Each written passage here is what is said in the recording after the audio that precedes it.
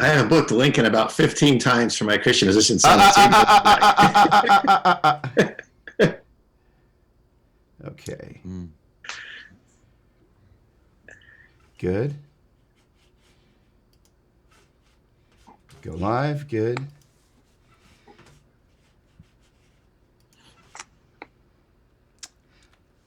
We should be live. Ladies and gentlemen of the interwebs, it is my pleasure to bring you into the Worship Guitar Show number 3. You know, the amazing thing is anytime you start something, you know at some point you're going to look back at all the things that have happened, and hopefully you're going to go, that was awesome.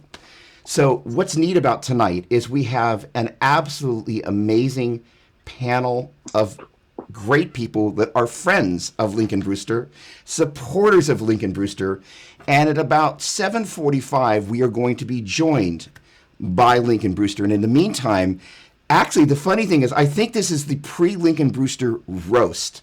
Now, what the neat thing is that I switch over to my other cam here, we have our panel of distinguished hosts. And I think what I'm going to do is I'm going to do a blog roll. If everybody can just kind of go down the line. Stan, Cody, would you care to introduce yourself other than Stan Cody and tell the world, one, what you do? Because they're like on your LinkedIn page, there's about 5 things and they're all running concurrently. So I'm like VP of Research and Development, VP of Product Development, reinventor of the Hot Rod Deluxe 4, maker of all pedals Fender. Can you bank robbers in there somewhere?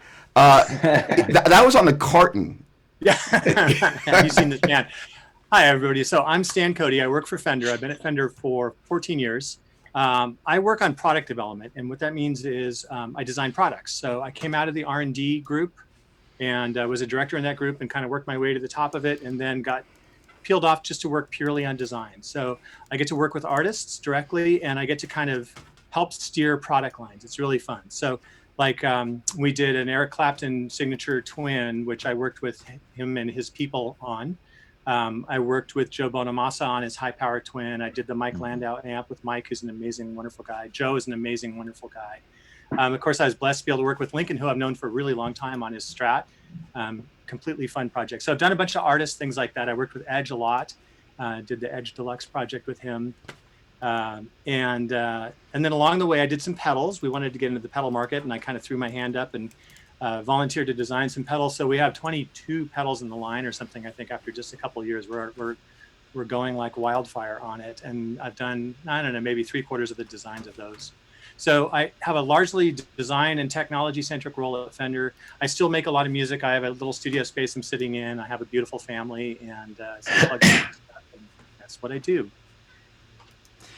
Next up, to my right, Mike Ross. You'll never guess where Mike works, but I can say with a fair amount of confidence that he's one of my favorite people in the entire business.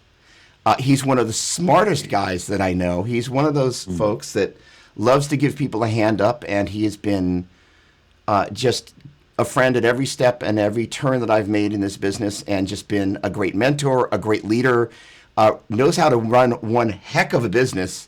So Mike Ross, correct me if I'm wrong, Vice President of Partner Relations. Did I get that right? That's very close. It's close enough for sure. So, hey, everybody. Mike Ross. I've been with the folks at Sweetwater now for about 15 years. I came out of Texas, and I was a Sweetwater customer, and just loved the customer service and how well they would take care of me when I needed something for my studio or when I was working in radio and television, and decided I was going to make a career there. Moved my family from Texas, El Paso, Texas, by the way. So I went from the desert to the Midwest, and I went from 1.5 seasons, which was hot and then less hot in El Paso, to 4 real seasons, which is awesome. But I am currently the Vice President of Partner Marketing at Sweetwater. And basically what that means is I work with good folks like these gentlemen from Fender and lots of other manufacturers to try to figure out how Sweetwater can do a better job and partner with them to introduce people to their products and make sure that great products get out to our customers. And it's been a pleasure to be in the industry for this long and to get to know so many really good people, Doug, you being one of them. And I will tell you my first experience with a Fender pedal. Okay. This was probably 1978-ish. And my older brother, who was a guitar player teaching me to play, had a Fender phaser pedal that was about 1.5 feet long with a great big giant dial on it. And it was the biggest pedal I'd ever seen in my life. And when you would plug into it, it was the noisiest pedal I'd ever heard in my life. But for whatever reason, man, we loved it. And I was so thrilled when you guys came back into the market with the new pedals because they're so stinking good. Oh, thank you. We had so much so fun amazing. doing it. Yeah, it was fun. So I can remember the first time I heard a Marshall stack. You know, I can remember the first time I played a really good Strat, and I remember that crazy Fender pedal. There's somewhere in my psychology that thing's got a place inside the sound in my head. So my shop is in the room right next door, and I have one of those phasers in the shop. Oh man! So, and you're right. You could sink a boat with it. It's a pretty hefty thing. It's a big pedal. By modern standards, it's 4 pedals large. Yeah. Well, I'm not supposed to call him my boss, but I can. And the great thing about being able to do the intros is this: it's one of my favorite things. You know, wherever you are, whatever you do, we all know it's really bad to big note yourself. But one of my favorite things when I'm surrounded by my friends is I can do all the big noting for them. And so they can just kind of wonder, because when you do a panel, sometimes you're wondering, who here has no idea who I am or what I do?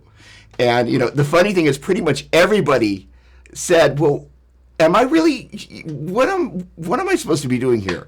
And the great thing is that, you know, the neat thing about having amazing friends is when you bring us all together, you know, it's about bringing this thing all together, Mike. And we talked about that before, and we're going to come back to that. So Bruce Adolph, where do I start? 20 plus years ago was the founder of Worship Musician and formerly Christian Musician magazine, which got merged together. He co-founded the NAMM Night of Worship. He is a mighty man of God. He is a great leader.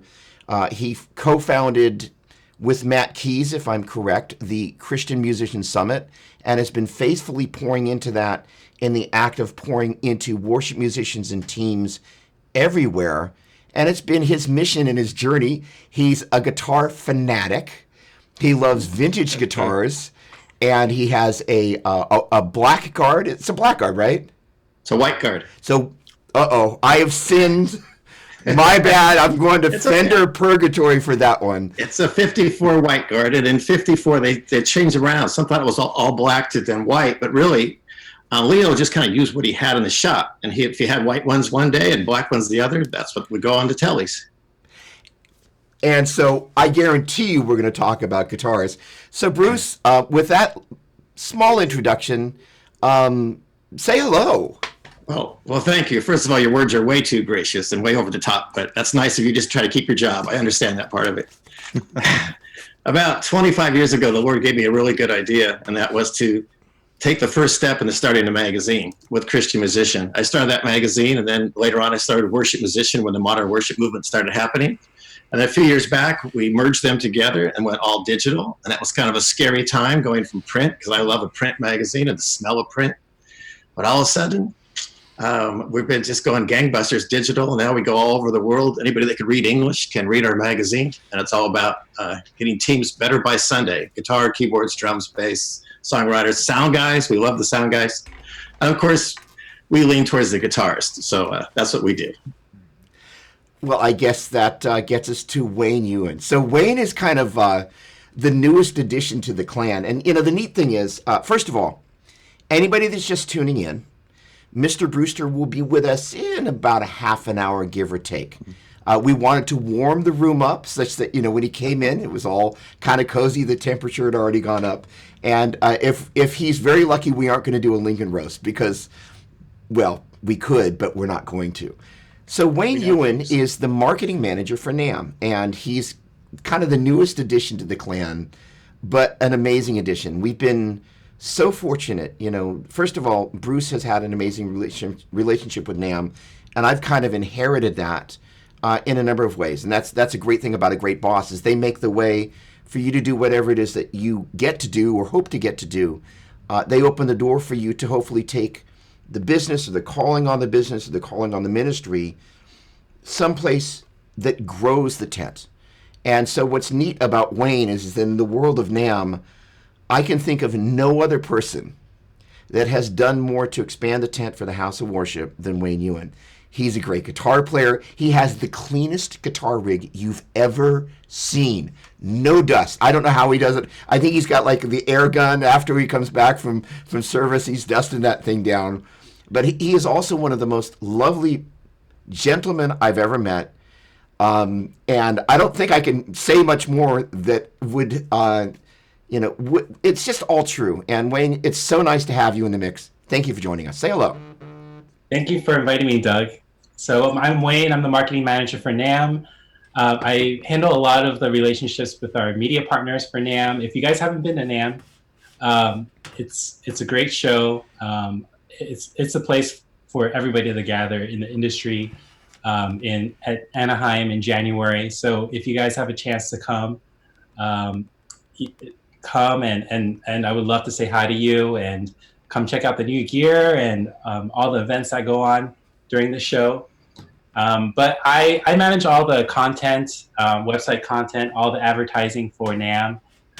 So it's a great privilege to work for such a great company. We've been in the industry for over 118 years now. So it's insane. And I work with worship musician all the time for promoting the NAMM show, and I just recently co-hosted a webinar with Doug on just streaming and production for House of Worship. So that was a great turnout. We're always trying to provide resources for the industry, for people, especially right now in the COVID pandemic, small businesses, how they can get resources through the government, and just we're trying to make more music makers in the end of everything that we do. So it's great to be here. And that would be the head of video for Church of the Highlands there. Chris, we got your ceiling. Well, we had your ceiling. All right. Moving to Wayne's left, we have the one and only Stephen Taylor. There we go. Just 1 second. We're walking Chris through the entry process. Chris? Or not. Okay.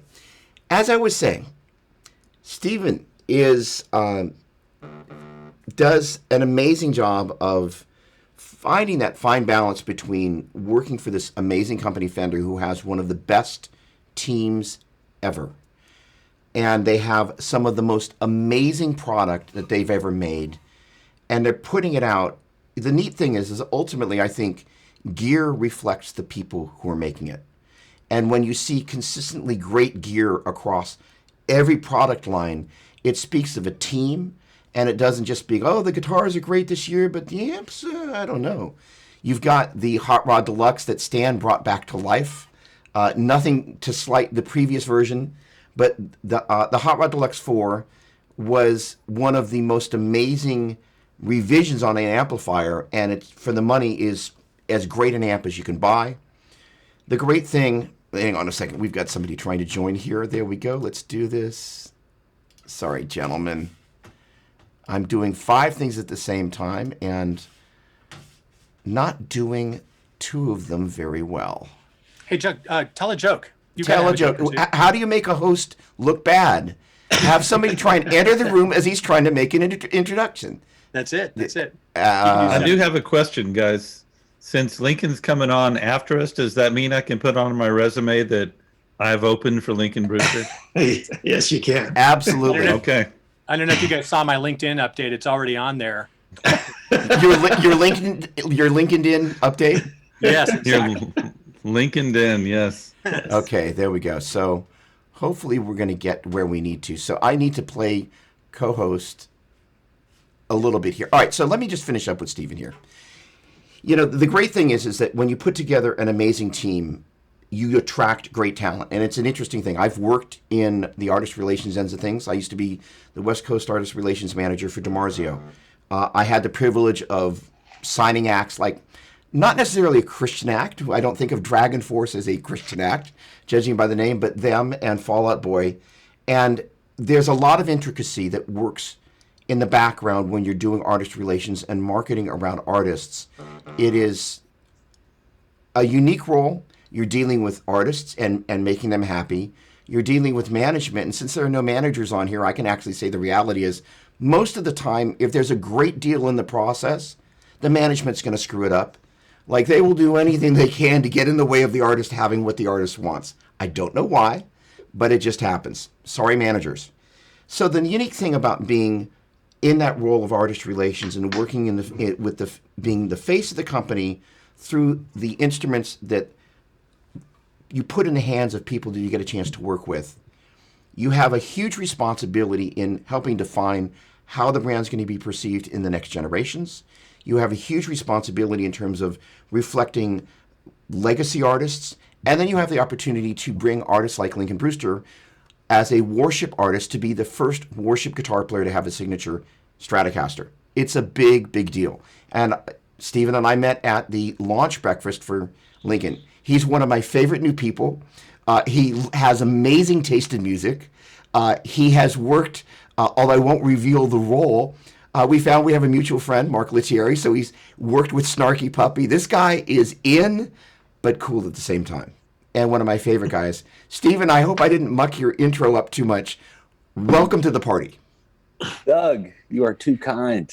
Thank you. I really appreciate it. It's hey, everybody. I'm Stephen Taylor. I work on the artist marketing team for Fender. I'm in our Nashville office. Yeah, it is really a pleasure to be here. We've worked really hard to foster our relationships with artists, to move the brand forward, and a big part of that is making great partnerships with folks like you. So it's really great to be here. Please let me know. My internet connection has been a little funny through that introduction, so let me know if you can't hear me okay. But yeah, I've been with Fender for about 2.5 years now.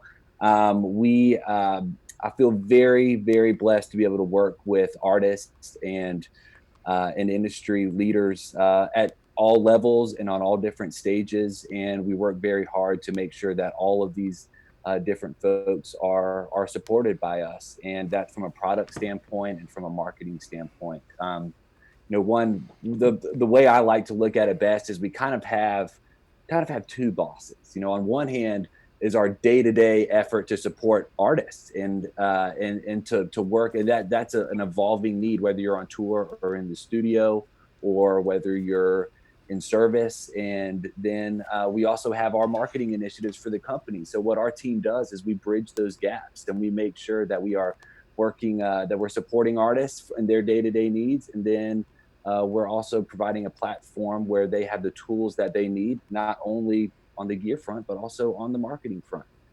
So we've been working hard at that, and it's a real pleasure to be here with all of you guys. So thank you. Awesome. I'm going to lead with a question, Stephen, because it was an interesting thing. When I first saw your business card, it basically is artist marketing, and I didn't necessarily understand what that meant. I think you just said it really, really well, and I want to kind of paraphrase our previous conversation as well. By virtue of the fact that we met Wayne, Stephen, Stan at Lincoln's breakfast launch for his signature Strat, NAMM creates a platform, you created an opportunity, and Stan created the guitar to actually bring this thing to market. I mean, if you think about it, there's a lot more that goes into this thing than just kind of like, hey, let's make a signature guitar for Lincoln. Woohoo! Let's list it on Sweetwater. They'll sell them, and they'll sell them well, I'll add. But the point being is that I would love it if we could kind of riff on that theme. And again, everybody here has expertise. Mike, I think you guys have probably sold more of those guitars than anybody. So Man. They're great. So I would love it if you guys can just chime in, and I'm going to shut up. Gentlemen? You mentioned, so I had a hand in the design, but I'm part of a nice, fun team of people that worked on it. And, yours and my mutual buddy, Joey Brassler, had a lot of input on it, and Alex Perez, and a bunch of people built and worked on that thing. So maybe if we just start from the beginning of the guitar and kind of work on it from there. I think the biggest factor of that guitar is Lincoln. I think the single biggest thing about why that guitar is because of Lincoln's heart and his soul and what comes out of that guitar. And it was really an expression of who he is as a player and the tool that he wanted to express himself with. So, I think I told you before, Doug, that we went through a lot of iterations of that guitar with him. We went through a lot of different variations of finishes and fret wire and neck geometry and electronics. And I think it was a thing about fine tuning. You mentioned the two bosses. Who are the bosses? To me, always the artist, always the player is the boss of this whole thing. And the thing that we're here for is to make really great instruments for people. Fender has this, we're 74 years old now. We've been making guitars for people for 74 years. And you want to not mess it up. It's like, can I have a good legacy? Sure, just don't mess it up. Yep. So in the case of something like when you get an opportunity to work with somebody like Lincoln, who is so focused and knows what he wants, has a lot of really good ideas. We had a lot of fun along the way. But I think putting the guitar together in the first place, that combination of elements has to be lacquer. It has to be this neck shape. The compound radius was important. The fret wire was important. We went through a lot of iterations just on the electronics and just talking about different ways to do the boost or the active boost and the mid stuff on it, because it's all very particular to his guitar. We haven't used any of that circuitry on anything else. That was purely for him. So it was just all about us mobilizing everything we had and pointing it towards Lincoln and saying, what do you want to do with it? And coming up with an instrument. And then you just hope it kind of goes from there. Stan, I'd like to echo that, because some signature models, you think the artist goes, yeah, we'll put my name on it and we'll pick a color. But Lincoln was from the ground floor all the way up. It was amazing. Yeah, he knew. He was very focused. He knew exactly what he wanted. And even, I would make suggestions as far as electronics, but he's very likely to just come up and go, hey, I had this idea, man. Can you do this? And can you do this? Is it possible to do that? And I would go, well, maybe not that exactly, but we could do this. And you iterate a little bit, but he had a really clear vision for what he wanted. I think he knew the shape of the tool that he wanted. Mm-hmm. So I think he knew what he was looking for. But he goes about record producing the same way too, and building a band and his sound. It's something. If you know Lincoln, he's very meticulous. When he was first hired by the church, he crawled underneath the stage and wired all the speakers and everything else for the PA at the church. And that's the kind of guy he is. Or if he's tweaking sounds on his, Helix or whatever he's using these days. Doug, what's his latest thing he's using? That's going to remain a secret until he comes on. Oh, okay. I'm sorry. But anyway, he likes to dig in and tweak the sounds. He's not going to go with a custom normal patch. He's going to make something that's Lincoln, And, the amazing thing that I think somebody's going to say is, honestly, Lincoln could plug into a blender with a pair of pliers with some chicken coop wire on it, and he'd make it musical. He's really got the touch.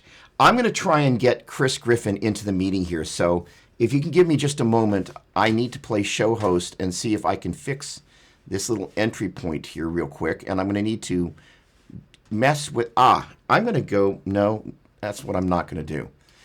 If anybody wonders what the inside of Doug's brain is like, this is it. Yes, you're witnessing what mayhem looks like. There we go. There's a lot more reverb. There we go. All right, here we go. Admit. There we go. There has some reverb. Can we add some reverb? Cathedral. There we go. Chris, how you doing, man? What's up, bud? All right. hear me? Yes, I can hear you. Ladies and gentlemen, it is my distinct honor to introduce a guy who brought way more production than any of us. How many screens is that? We're here. I'm in the broadcast room at our church, and we're doing some overdubs this evening. So I just figured it was a good place to jump in and join the call. So I hope you guys are well tonight. Thank you. It's a pleasure to be with you. It's great to have you here. I gave everybody the appropriate introduction, so now I'm going to need to do the same. And by the way, for anybody that's joining us, that is not Lincoln Brewster. Lincoln is going to be joining the call very shortly, and what we wanted to do was get a chance to kind of introduce everybody, and then when Lincoln gets here, we can kind of jump in and kind of talk about the way we have worked with him collectively and how we know him, and really have this amazing gear conversation and get a chance to talk about all things Lincoln. Chris Griffin is the worship creative director at Church of the Highlands. Of many favorite people on this call, he's one of my favorite people on this call. He is one of the most talented, hardworking, disciplined without being hard-nosed. That's hard to do, dude. Like being disciplined without being a jerk. Like most people, they're just a little too serious about being serious. He's got an amazing team of people that he leads with that perfect balance of achieving and bringing the best out of people, but by doing it with a spirit of love and grace. And I think he and I have had many conversations, including with Mike Ross at Summer NAMM for about 3 hours in hotel lobbies as we got to kind of collectively know one another. It was, again, NAMM, what can I say? And the thing about part of what I think all of us do, because I think everybody in this room is a leader, is it's a little bit of Tom Sawyer and Huckleberry Finn. Painting fences is not always fun unless you make it fun. And the art of leading people is making painting white fences fun. And what makes it fun is loving the people you get a chance to do it with. And then it's not work anymore. So Chris has that unique gift, and he gets to do it around broadcast media. He leads an amazing team. They are just doing amazing work. And to solidify what that really looks like, he has a production crew. They're shooting with these mirrorless DSLRs, and they're shooting in a fairly large room that's empty. And he's got this team, and they're recording live with no overdubs. They're shooting video live in the room, and it is one of the most worshipful experiences I've ever seen. That is all on a level of 10, all happening at the same time, and with a small amount of post-production. And I'm not talking about overdubs. That what you see is what you get. That's so hard. It takes a real genius to pull it off. So with that kind of an introduction, I'm done. Chris, welcome aboard. Hey guys, hey, how you doing? Doug, I just love you. You've been, I saw Doug at Summer NAMM, and he was walking around, and he had his hands like this with a bunch of briefcases and things in either hand. And I said, Doug, can I just be your roadie for the day? And he let me hang out, and that's how I got to meet Mike. Mike, it's so good to see you. And You too. we had a lot of fun. So, as you know, we're a large church, and so we had the advantage of jumping on the streaming thing early. We do have an online campus, and we have the broadcast room, which is what I'm sitting in. That's where the mix that you would hear online comes from, and that's a separate broadcast mixer. And typically the way that happens is we'll capture the mix, and we have some auto tune that's kind of built in, and then we pair that with the video, and on a normal Sunday that's the way it is. But now with all of our campuses only getting the one stream, we're taking a lot more initiative with it, and we're going a lot of extra steps. So some of the things that we're doing on a Sunday, we actually record on a Saturday. And then we take out the vocals, and we manually tune each of the vocals. We drop it back in the mix and post mix. And then we've been working really closely with a guy in Nashville named Nathan Danzler that does a lot of high-end mastering. And he's working with us a lot on getting a lot of the optimal levels on social media, just kind of across the board. So from an audio perspective, that's kind of what we're doing right now with our capture. And then we put it to video and send it out on multiple streaming platforms. But we're having a lot of fun and learning a lot of neat things along the way. But it was really helpful for us to be a step or so in the game when this happened. So then we could try to figure out, well, how can we go to the next step? And so that's kind of where we are now. So Awesome. Thank you so much. So I just want to again take a moment to give a shout out to everybody that's watching on Facebook and YouTube. Thanks so much for joining us. Lincoln's going to be with us in about 15 minutes or so. We just wanted to kind of get a chance to have everybody introduced, so we didn't take his time to do that. But also, this is an amazing collection of people. So I'm going through here. Michael August, shout out to Wayne. So I am awesome. So we've got a couple of questions that are in here. First of all, let me give you got to do kind of the shout out to hello, Jamie, Marcelo, Jamie again, Alex, and Pedro. Hey, what's going on? Michael, we've heard from you. And let's see if I can see who we've got kind of hanging out, making some comments. Hey, can you do us a favor? And I've already got a small collection of them. Hashtag #AskLink, LINC, with your questions, and then we can kind of go on with that. Steve McFarland, Hot Rod Deluxe, 60th anniversary. I was there. There we go. There we go. I was at it. Good to see you all. Appreciate the topic. Thanks, Jay. So that's Jay, Jat, Kathy, Steve. Thanks so much for joining us. So we were continuing on with this story here. So Stan, we kind of got to Stan and Bruce and Lincoln basically making anything like a blender, and I think I got to a blender with chicken wire. Let's pick up there. Sure. So we were talking about the creation of Lincoln's guitar and what he brought to it, which was everything. You know, we brought some knowledge and some mechanical skill. Lincoln brought the idea and the spark of it.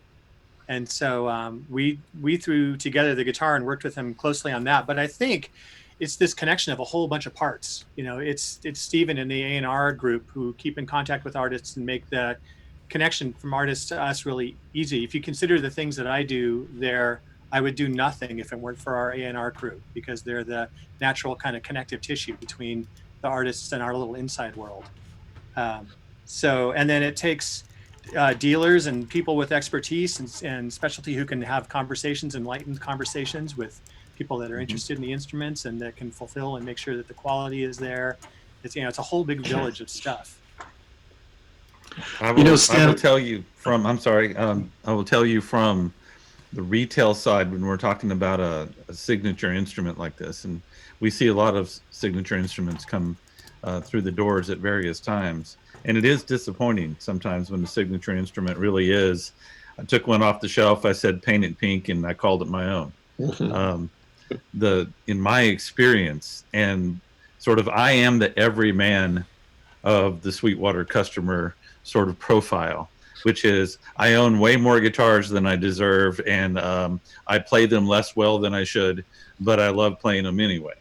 That's right. So what I'm looking for in the signature instrument is someone that I can trust who knows more about maximizing that instrument than I would on my own, right? Not only is what I listen to when they play and what they sound recorded and how they sound live, but it truly is in the details. And when they spend a lot of time getting those details right, what it says to me is the hope, if you will, that guitar is going to open a door through some of the limitations that I might currently have and allow me to elevate myself a little bit because the instrument isn't getting in my way. And what I'm looking for from a signature artist is somebody who has totally thought through those details, that opens up those possibilities for me, and I trust that artist. And therefore, I invest money in that artist and their understanding of the playing experience, and I rely on it because it's elevated from my own. Mm-hmm. And so I am willing to invest in that artist, especially when I'm talking about that instrument in a way with another person who's passionate about the details. Mm-hmm. And when we talk about that backstory and we talk about every bit of minutia that goes in to squeezing every bit of performance out of someone's instrument, man, I'm telling you, that's the kind of stuff that I want to hand my money over for. One, because I always need another guitar, but I honestly am looking for something that is going to open doors for me that I just probably wouldn't know how to build and open on my own. Well said, Mike. Well said. I'd like to chime in there. I think the precursor to this Lincoln guitar was actually the generosity of Fender. And Stan, you may know this, I'm sure better than I, but Lincoln had two Strats, his gold Strat and another one he toured with. He checked in at an airport, and that was the last he saw of his guitars. He doesn't think they even hit the airplane. So somebody at Fender found out and said, hey, can we make you a custom shop one? And I think that's where kind of this story began, where they said, okay, got a custom shop guitar. And then he starts thinking, well, what if? Do you know much of that, Stan, that story? I actually don't know much of that story. Okay, that's where it started. Was he had 2 guitars stolen? He was in a jam, and then somebody at Fender reached out to him and said, "Hey, well, we want to help." So that's your Fender's as a company generosity sparked this thing. I think that's cool. I think one of the neat things that Lincoln said, and it's really true, is this guitar, the signature guitar, is as close to a custom shop guitar as you can get for the money without it actually being a custom shop guitar. Correct me if I'm wrong, and I'm going to kick myself, but I think it's a little bit under $2K is the sticker price on that. And for those of us that have indulged in custom shop guitars, they are not inexpensive instruments. And you'll never guess where I got mine. But the idea of being able to bring value to the marketplace, I think what I want to do is I want to interject a question, and then we can kind of continue down the path. And yes, they did get stolen. That's kind of how the custom shop thing unfolded. I believe that was the gold guitar. He'd seen one that was that finish. He was like, I like that. And he's also, and he'll talk about it a little bit more, so I don't want to take the wind out of his sails, but Steve Blucher at DiMarzio is another really important part of the story. Steve Blucher is one of the most highly regarded, let's see if I can go down the list, Lincoln Brewster, Joe Satriani, Eric Johnson, Steve Vai, John Petrucci. I mean, when you think about the players, and for people that want to get a great sounding, for example, single coil sound in a narrow aperture pickup that is hum canceling, Fender's doing a phenomenal job at this now, really knocking it out of the park. But that's a newer addition to what they've been doing. Steve's been doing this for a long time. So Steve's pickup winding and actually being able to take, and this is a very unique gift, and I'm going to shut up in a second, but it's important, just the nuance of this. For those of you who love pickups, the people that make pickups come in about 3 different varieties. The ones who don't care, that just want to sell product, of which there's some in the marketplace, and it's cool. The ones that really love what they do, and they do their own version of what they do. And then that very tiny group that Steve Blucher is a very small, he's a huge representation in a very small group, which is they have the ability to have an artist describe exactly what it is that they're hearing, what it is that they're looking for, and they go, I got it, and they build it and they stick it in the mail. That's Steve Blucher. Yeah, that's good. I was going to mention earlier, Lincoln has this beautiful, lyrical, lovely singing quality to his playing. His tone is really round and full, and just has this great vocal kind of character. And we were talking about what an artist puts into an artist's guitar. The reason to me to buy an artist guitar is you get somebody like Lincoln who is got a high enough level of sophistication, knows what he's reaching for, and the tool that he creates to apply his craft with, it's kind of gone through his filter, and it kind of gets hit to his quality level, and then he presents it. Obviously, if I buy Lincoln's guitar, I'm not going to sound like Lincoln. He has this really unique, wonderful voice to him, but he kind of hones that tool, and I can go do something unique with it. You can go do something unique with it. The pickups were interesting because Fender, we've made electric pickups for a very long time. We have Tim Shaw, who's been a pickup designer for decades. And Tim is a wonderful, amazing guy. I love his pickups, and he's done some really, really great work. Lincoln started with the DiMarzio areas, and that's part of the voice that he heard in his head. So when we designed the electronics around it, we designed them specifically around the characteristics of the areas, going after that thing that he was going after. But yeah, I think all the little pieces all kind of add up to a thing. Hey, There he is. Ladies and gentlemen, the man, the myth, the legend, the master of the Stratocaster, Lincoln Brewster. Hey, boys. hey, Rick. Hey. All right. How's everybody doing? Good. In about 5 more minutes, we're going to start roasting you. So I'm glad you showed up, man. I actually would have stayed gone just to watch that later. That would have been. were your ears burning at all? No, I should they have been? It sounds like they should have been. No, we're glad to have you, man. Good to see you. Good to be here. Good to be here. Good to see all your faces.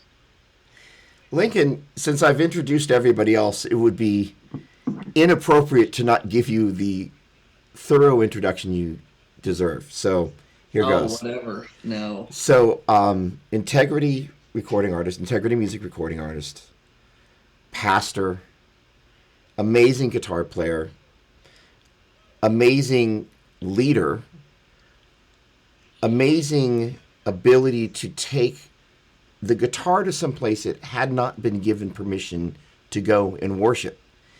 Lincoln made it cool to bust a serious solo in church. We are very thankful for you. Oh man, the goat's head right there. So yeah, I'm not so thankful, but anyway, okay. So the other thing is that, you know, he has an amazing tone. And as I was mentioning before, Lincoln, the joke I made is you could plug into a blender and string it up with some chicken wire and it'd still sound great. But, you know, the amazing thing is that he's just got a great sound in his hands, but he's also got a great sound in his ears. It's not just like a guitar player that plays great. He makes great music. It's uplifting. You know, the neat thing is that for families to be able to go to a Lincoln Brewster worship experience, it's worshipful, but it's wholesome entertainment. And there's not a lot of options like that we have in the Christian world. And I'm so thankful. You're one of my favorite people. You're super humble. You can play like the Dickens. You do drive-by guitar in the midst of this social distancing. And, you know, and you've got an amazing solo record that's going to come out in 2020, correct? Yes. Yeah. So yes, the instrumental thing. Yeah, I know.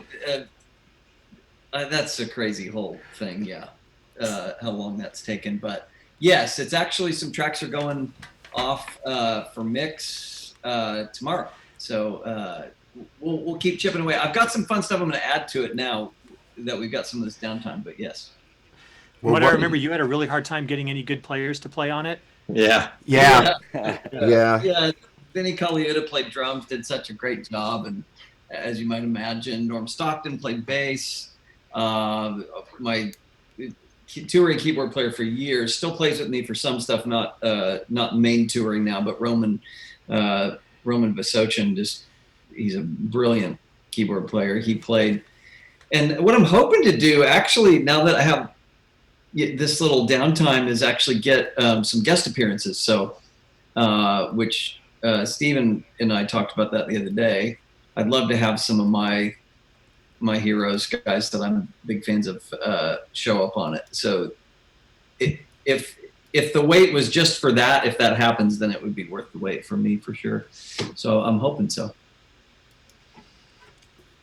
Fantastic. We will do some questions here, but I think I would love to start with some questions that anybody in the distinguished panel has. I bet you guys are kind of like, I wonder, you know, does Lincoln practice? Who's got a question? Mike, do you have a question for Lincoln? I'm putting you on the spot. You know what? I will ask the guy in the group who might be the most average guitar player, so I'm not going to ask a guitar question. I'm going to ask you a writing question. Okay. I personally think writing worship that is accessible to a congregation is maybe the hardest kind of writing there is. Mm. And I'd like to hear from you a little bit about how you approach writing accessible worship.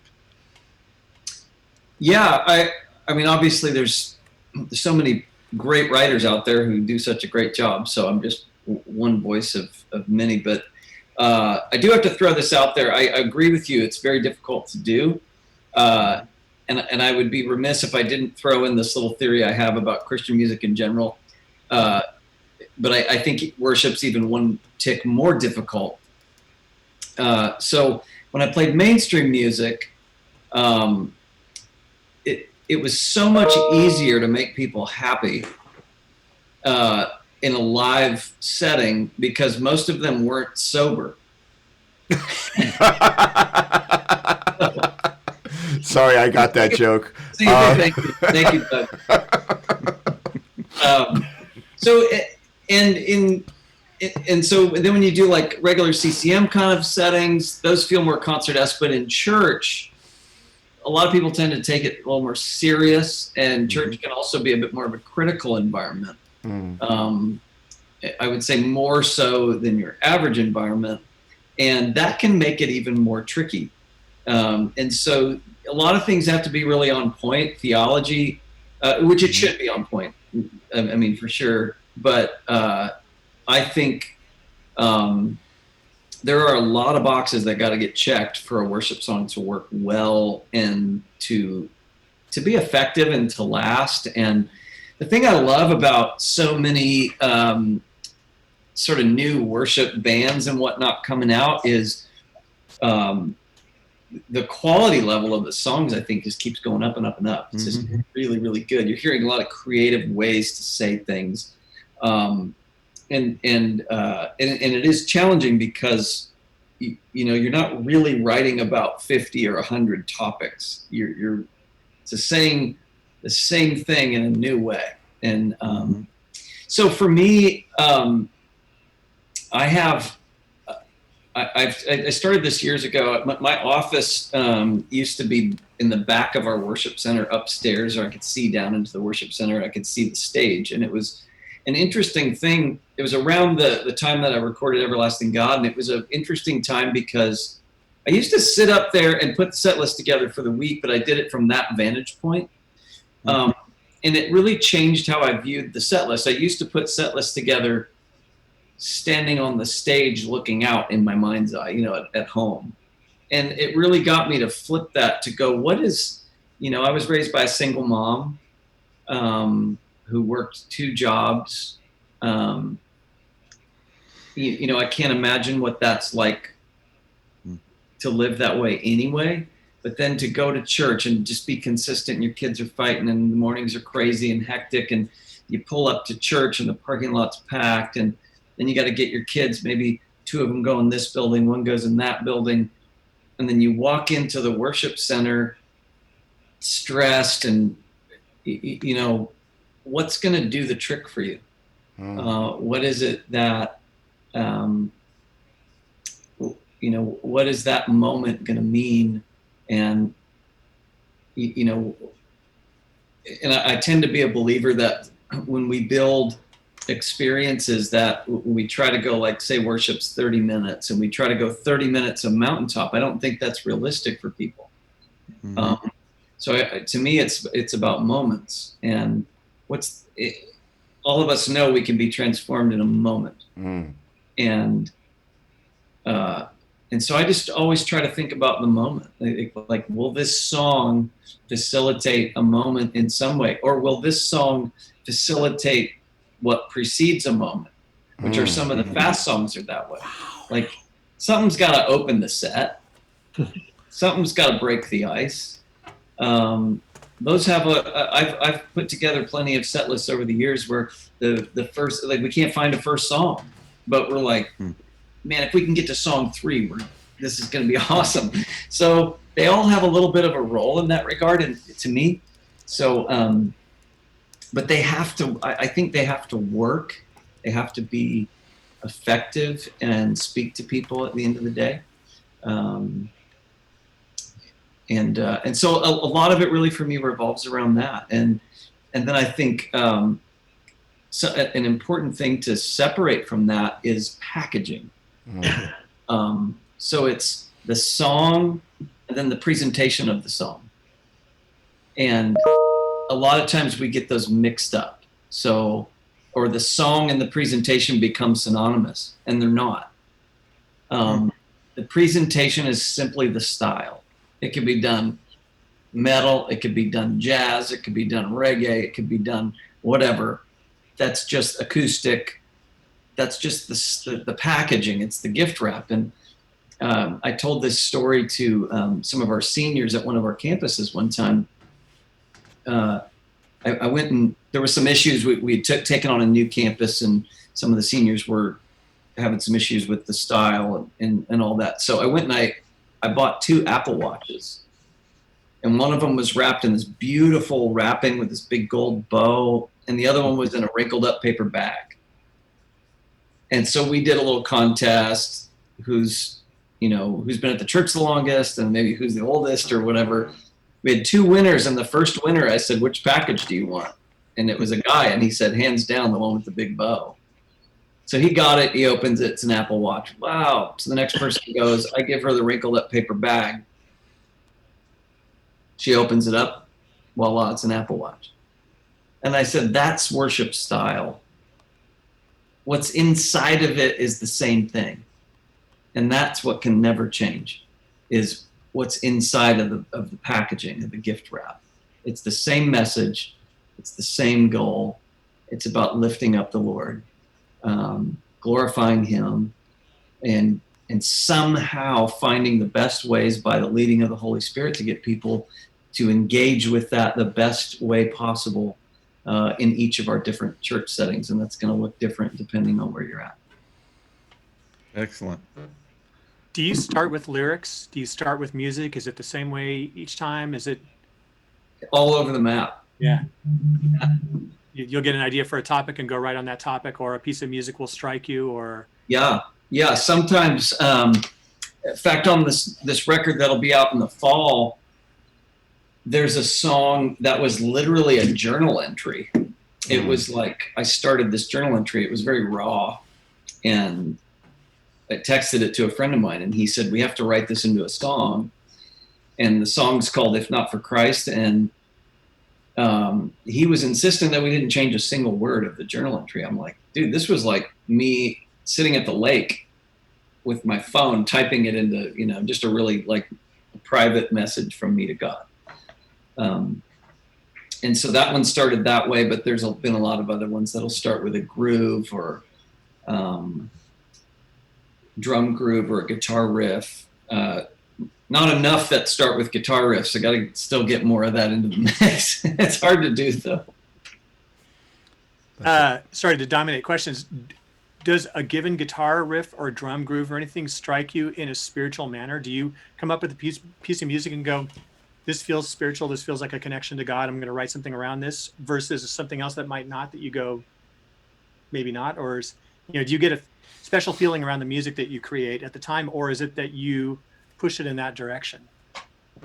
That's a good question, Stan. I don't know. I think it either kind of feels good or it doesn't. And again, I mean, so much of the time I'm like, who am I? I don't know. I just try to do stuff. I feel like if the music that you make and the art, whether it's any of us with what we do, if what we do inspires people, if what we do, if we're inspired by it or if we're passionate about it, I think that's the best odds for other people to feel the same way. Like, I agree. I don't think it's commonplace for, people to just hate what they do, and people are just like, that's great. So to me, it's, you kind of only get one gut, and so you just kind of got to go with your gut, and sometimes it comes out right, and sometimes you go, maybe it could have been a little bit different. So yeah, to me, it's all just, does it feel good? Does it inspire me? And then can I picture people worshiping to it? I kind of have this picture in my head. There'd been songs along the way. There was a song off of album before last called Made New. And like, I don't know, I just had a picture in my mind of that chorus. You hold my head up, you remind me, like I could picture it, what that would mean for a lot of people. And it was one of the rare times where it translated very similarly to what I saw in my head. And then I've had times where I've written a song and been so excited. I don't tell people, if we do a new song, I don't tell them that I wrote it, just because I don't want to get any like kindness, unnecessary kindness. Yeah, there's the thought. Yeah. So I had one song I was so stoked about, like, this is so cool, and it just felt good. It was scripture. It was like, and I took it in, literally, we played it on a Saturday night, and then after the service, we did our little like debrief. And I was like, what did you guys think of that new song? And one of the people was like, a little cheesy. I was like, oh man, okay, all right, it's cheesy. I'll take it. That's awesome. But it's good. We all need that, We like, to me, I liken it to, it'd be like having pen mark on your face, and you're about to walk into a group a room full of people and nobody tells you, hey, you got a pen mark on your face because I don't want to be mean. And I'm like, no, tell me about the pen mark. If the song's terrible, please tell me. Yeah. It's got to work. It's got to serve the body.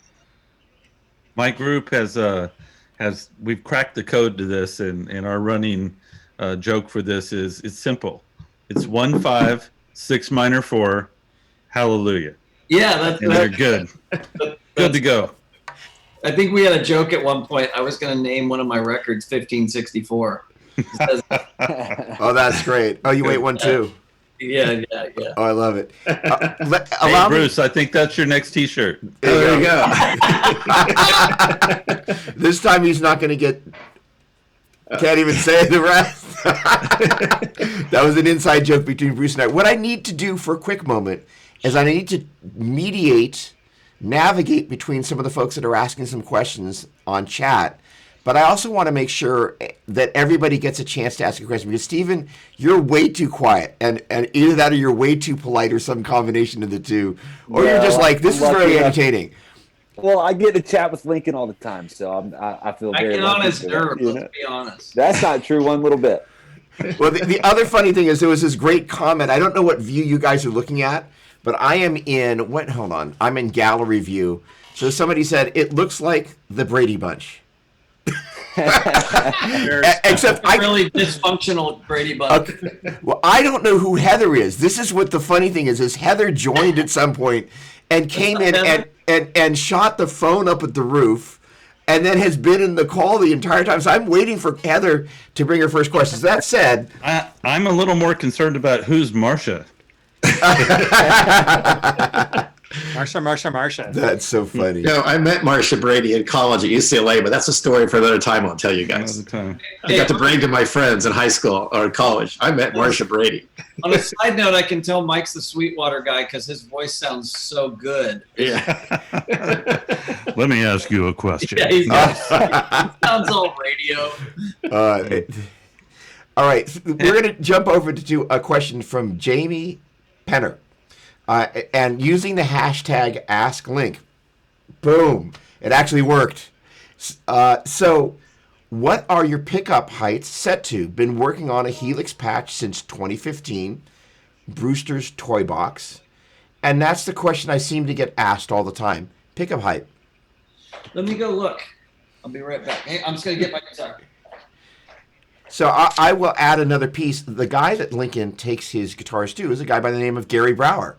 Oh, yeah. So, Awesome. Link, go for it. Pickup height. Yeah, Gary's the man. So I tend to run, and I think my bridge is just a tad low right now. I tend to run my bridge higher.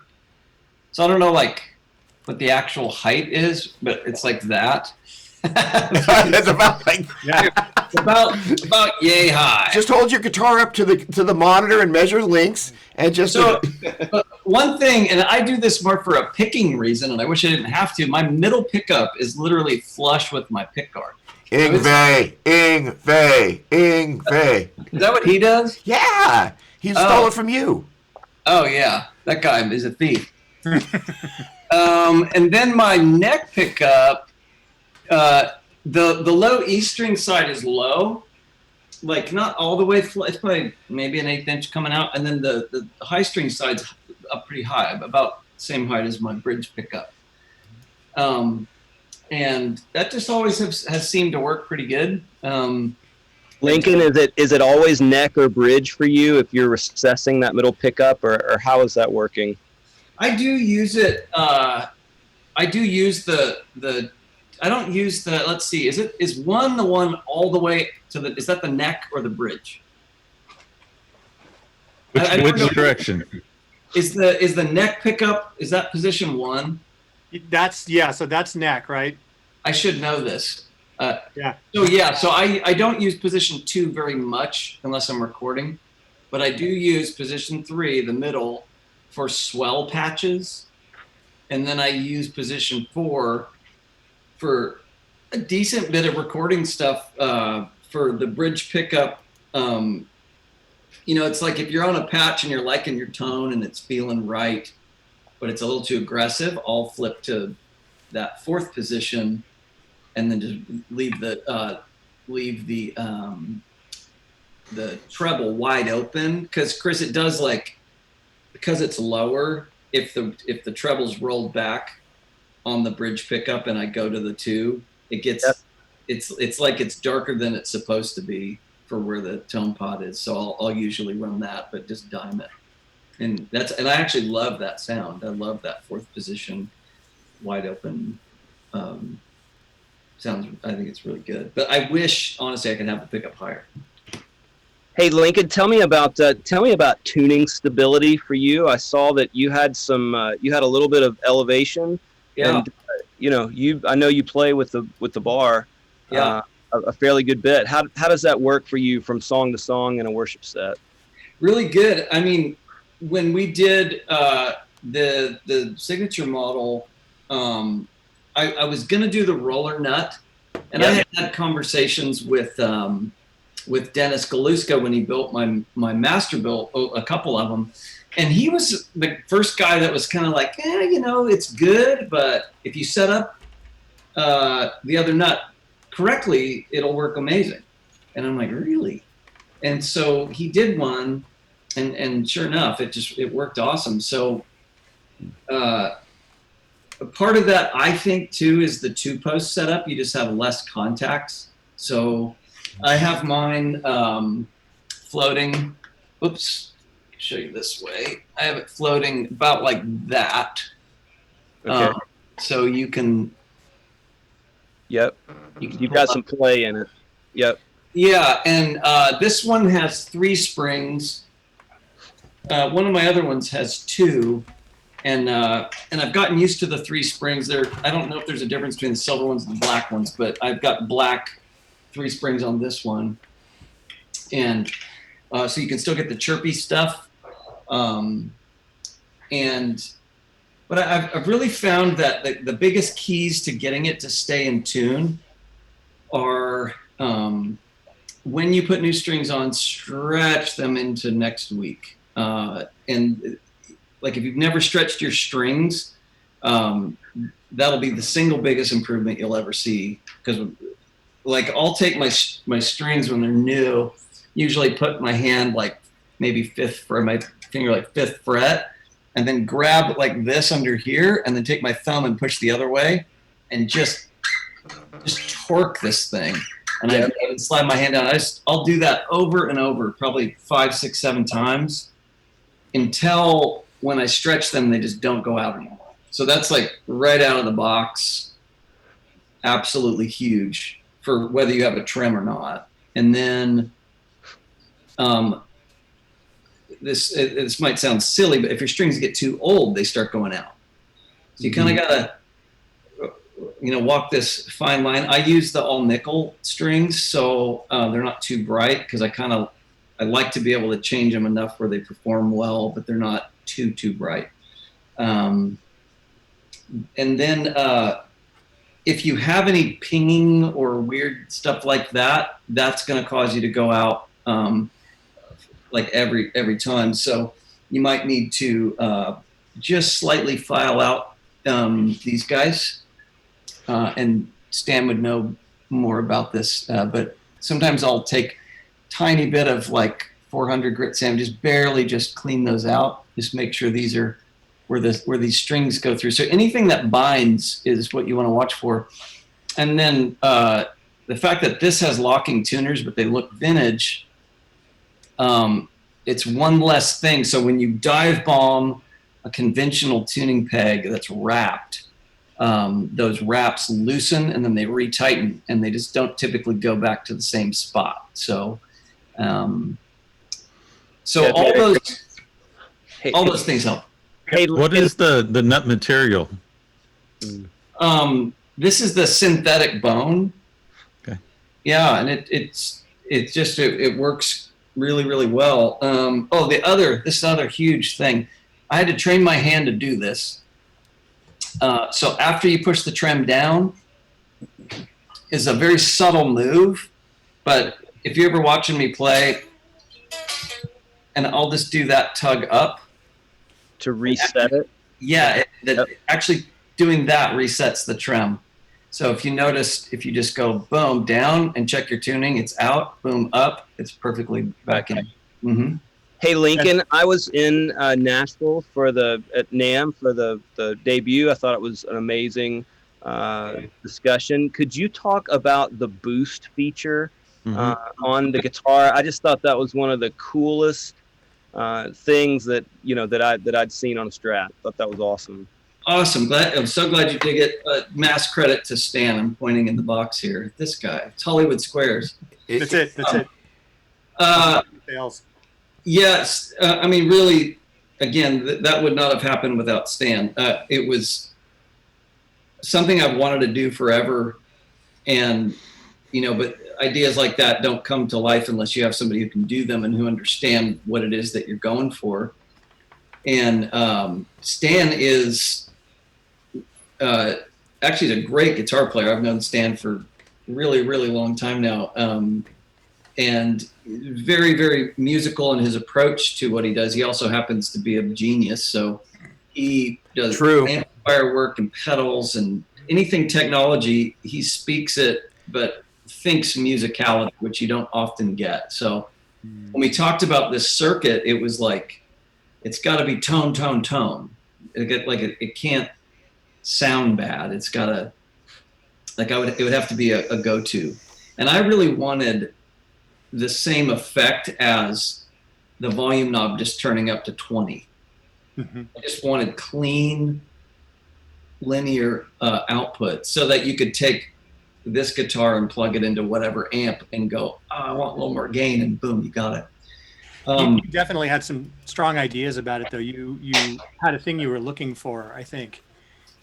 What I love doing new things. I love not rehashing old ground. So, like when we first started talking about your guitar, you were talking about the Clapton mid-range boost circuit, and I think both of us wanted to do something unique and different that could be just yours.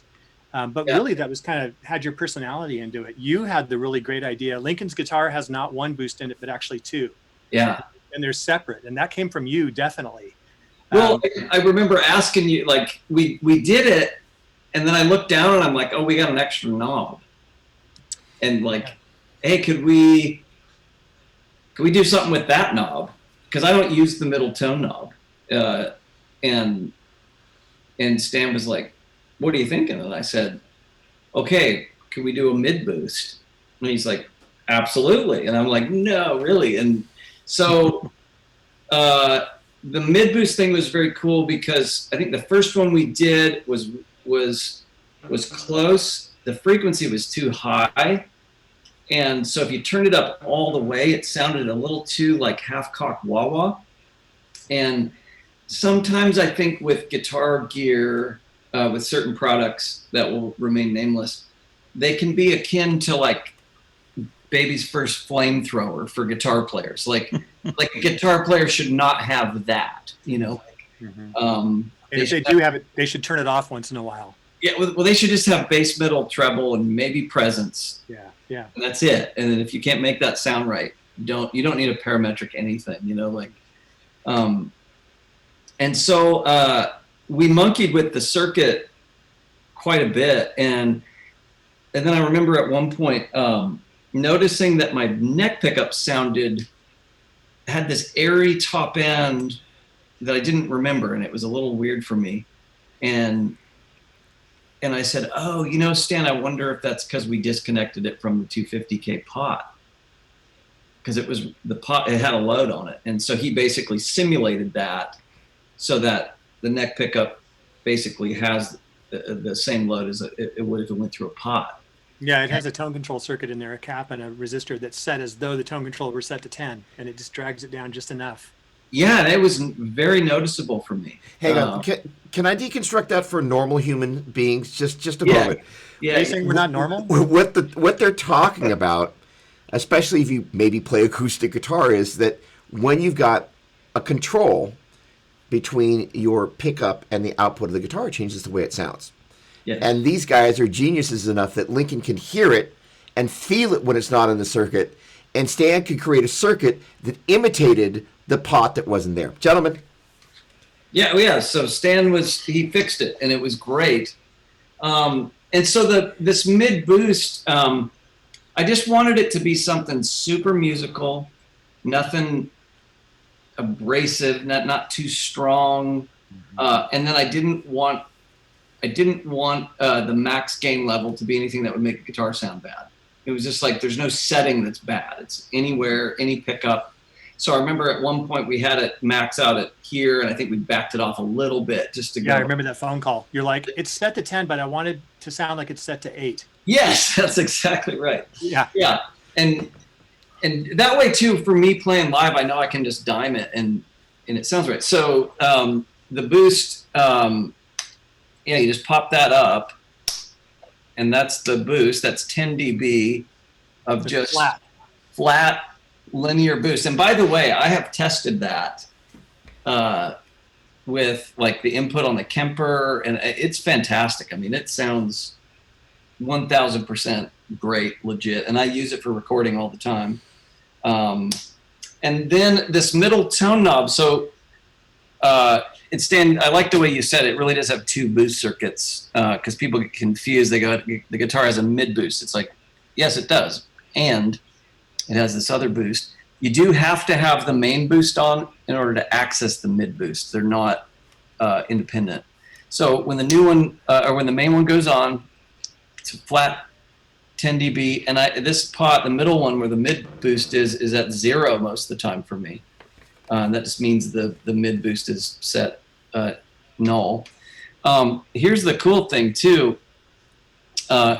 When that circuit is on, it's like that pot goes from 0 to 20. It just has a little different throw. So I can still clean the guitar up, and it still has the treble bleed. Just when I turn it all the way up, it has extra horsepower. Then on top of that, so you can have a clean guitar sound with this on if you roll this back far enough, and then actually put mid boost on top of that. So you got 10 dB ish of mid boost, or 8. And it's this nice sort of, I think the reference I gave you was like more API-esque, broader. Yeah, I think it's around 600 hertz in that neighborhood. Yeah, and it's a nice broad curve. So yeah, exactly right. Really low Q. Yeah, it doesn't poke out. Didn't want it to, again, sound obnoxious, So I love using it. I mean, I thought the bridge would be the main place I would really use it a lot. And man, it works great on the neck pickup too. It just really, really gives you a lot of versatility. And then a really cool setting too is using it with the mid boost up a bit, and then really darkening the tone pot on the bridge pickup. You can get this just almost that Expandora. Remember those drive pedals, like this furry, dark, really greasy kind of thing. It's very, very cool. Yeah, Hey, it was Lincoln. fun. Oh, I'm sorry, Stan. Go ahead. Oh, no, I was just saying, it was fun, and it was really fun to do something that was unique for your guitar and unique for you. It was cool. It ended up down there. And for Hey, Lincoln, I was really surprised when I first played the Eric Johnson signature model. For such a technician, it's a really thick neck. Could you talk about just the neck thickness and the general feel of the neck on your model? Yeah, so again, this guitar really was, in a lot of ways, the product of the master build process that we did with Dennis Galuska, and multiple necks, and me going down to seeing him down south. And in fact, let me show you the guitar that this guitar basically came from. I think it's around here somewhere. Oh, here it is. So if you've seen the Today is the Day album that I did, I think it's in 2008, this is the guitar from the cover of that. So we took the original neck, put this neck on with the 22 frets, had this done, rolled off the heel when that was the way they were done, just to kind of mimic it. And then I put on the 2-post, but it's bent steel saddles. So again, I really wanted that vintage styling, but all that modern functionality. And so this guitar was something we worked on. And then I had this was this? Yeah, this Masterbuilt neck was one of the ones we didn't use. So we put it on this guitar, and as you can see, this one has the roller nut. Oh, nice. Okay.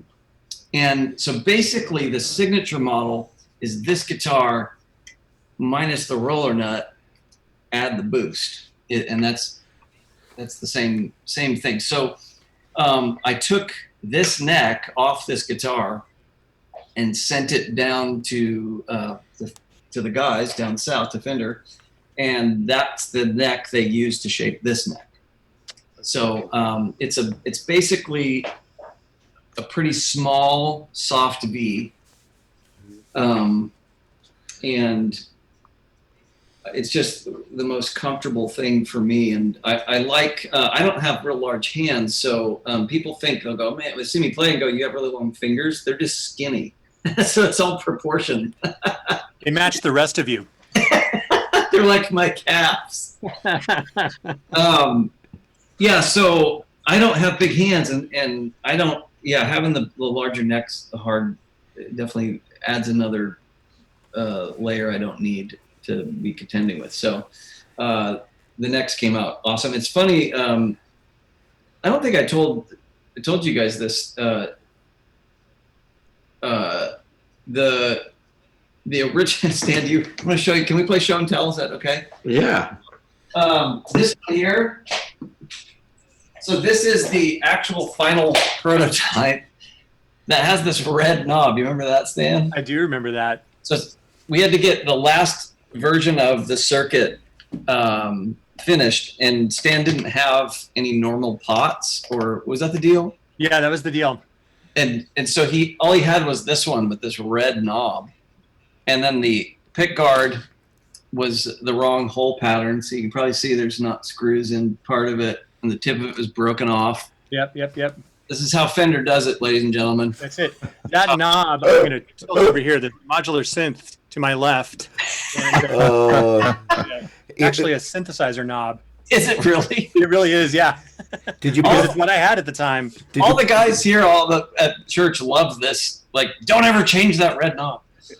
So this was the prototype, and right before I pulled the trigger, one of our guitar players grabbed this neck and said, "That's different than your Masterbuilt." And I was like, "It is?" And I went over and grabbed it and went, "Oh my gosh, you're right. Focusing on all the other stuff, I missed that." So that's what's prompted. I literally unbolted it, sent it down, they matched it, and then the first time I felt it was on this one, which I think you guys sent it to me, and then maybe somebody told me they wanted it back. And after I got this one, I was like, it got lost. Whoops. These things happen. It was like, it's so good, this one. And this is the one, I don't know if you even know this. This is the one that's pictured on the website. Oh, cool. So, number 15, this is the one. Lincoln, could we see the neck heel also? Yeah. So that the new neck heels are a little bit different. It's just a cut that shape, which actually makes a ton of sense if you think about it, because it just took some of the meat off from up here and just made a straight cut, which is great. Yeah, compared to the historically thing, you can say it's a little sleeker. Yeah, and then on the ones prior to that, it was, you might remember, it was the same shape, but it was like rolled. Yeah. Yeah. So. Yeah, it's funny. Hey, when did you become acquainted with the areas? When did you start using those? Man, like forever ago. Probably 2000. So I was using them before they were the areas. They were called virtuals. Mm-hmm. It was a Virtual Vintage was the original series. And then I used Virtual 2s, which were a cool pickup. They were a really neat, they were a little less true single coily, but they were pretty cool. Were they like the HS pickups, HS2s, HS3s? No, they were hotter, like a little hotter. It was interesting. I tried the HSs, but they were pretty low output. Like I was surprised how light they were. Yeah. On output, they sound really cool, but you wouldn't think they'd unleash the fury, but apparently they do. No, they work fine. So we got the Steve Blucher told me about the areas, said, hey, I think we really nailed this in terms of like pretty vintage sounding, and sent me, I said, what are you liking? And he's like, let me try, a couple of different combos. So he sent me a couple of different sets, and I usually like the bridge a little hotter than the middle and the neck. And so we ended up with 61 in the bridge, 58 in the middle and neck. And that was it. They just, I don't know, for a non-active pickup, they're so, obviously the noise floor is really low, but they feel correct to me. And some of the noise cancellings that I've played didn't quite feel, there'd be some top end missing or something didn't feel quite right. And I think I just got accustomed to these, and they always feel right when I play them. So. Mm-hmm. Questions, a couple merged together. The live rig. What's in it these days? Yeah, I want to know this too. Well, so it depends. I've used all kinds of different stuff over the years. I definitely, when I got into doing like a lot of the Line 6 stuff, so I want to clear up a couple of things, because there's been some, I think some misunderstandings about, it's like, he doesn't use tube amps. That's crazy. I'm a total tube amp guy. And every model I use is a model of a tube amp. When I started touring a lot, post Steve Perry, because obviously in the Steve Perry days, we had like trucks and buses and you can take whatever you want. So I had a big, I had 3 412 cabs. That was, it's funny that Wet Dry Wet is like back now. I remember, so I was in round 1 of Wet Dry Wet.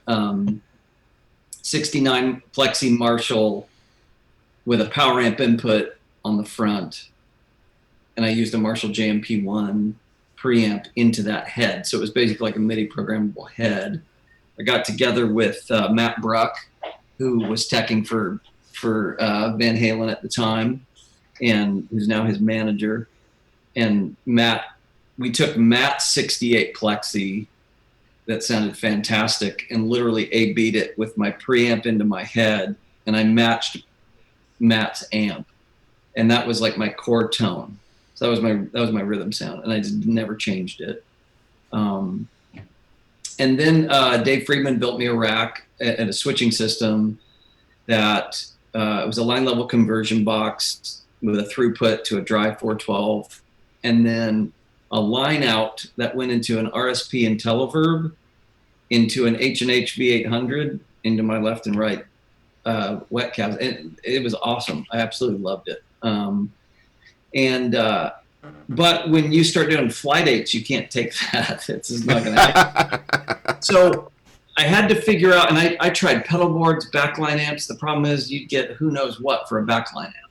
I mean, one night you'd have a matchless, the next night you'd have a good Marshall, and then you'd have, we went to Puerto Rico one time, and I remember like, I was like, does this even work? Does this amp even come on? It was a mess. So when I started using Amp Farm in Pro Tools, I wonder if this is something that would apply live. And then the Pod came out, and I used it a little bit, but I could never get quite the right thing out of the Pod live, the original little kidney bean one. And then I think eventually I came up with something that worked, but I'd use some pedals. Fast forward the story, the XT Pod Line 6 stuff came out, and that was the one that had a model called the Variac Plexi Marshall. And it's a Variac Plexi and a Greenback 25 cabinet that when you put it to on-axis SM57, it's mislabeled. It's off-axis. They're reversed for some reason. So that's what I started using, and that was the sound that when people would go, only you can make a pod sound like that. That was what I was using. The problem is I felt like that was pretty much the only thing that sounded good of the whole thing. Like I didn't like anything else on it. So I went from, I didn't like anything else. Maybe the AC30 was like, okay. Didn't like any of it and loved the Variac Plexi, like sounded phenomenal. So there was no middle ground. So I think a lot of people were messing with other amp models and then going, ah! And I'm like, no, just use this. But that's it. Just don't, like, just treat that like you just bought an amp and you can't change it. And so I used that for years. A lot of the hardware back then was not really well built. Like the X3 Live had more features, but it was plastic. So I remember playing at a Harvest Crusade in Angel Stadium, and during the day, the stage in there gets so hot and it melted. It literally melted. I used to play with two of them side by side, and people were like, "Are you doing some stereo thing?" And I'm like, "Nope, it's backup," because they break all the time. And then the HD500 came out, and I started using that. It's a really well-built box, especially for the money. But they didn't have the Variac Plexi on it, and which was strange to me. So I came up with something, I think it's a Park 75, which if you don't know the history of Park amps, you should just look at that. They're Marshalls, but and I was able to get a good sound on that, but it wasn't my favorite. So it really came down to, does it work? Does it sound good through a PA? Is it functional? It works with all the MIDI stuff that we have going on with Ableton and stuff. And so that's kind of, and then I did Axe Effects for a while, those sound awesome. So many good companies that just make really great sounding gear. The Axe Effects was a little too complicated, the first one for me. And we had a show where all my patches got dumped. Literally, I turned it on, we sound checked. It was a festival situation where it was like snap, snap, you had to be done ready quick. And we fired it back up to play, and it was empty. The worst. That'll scar you. So, Ouch. Yeah, so I went to the 500X.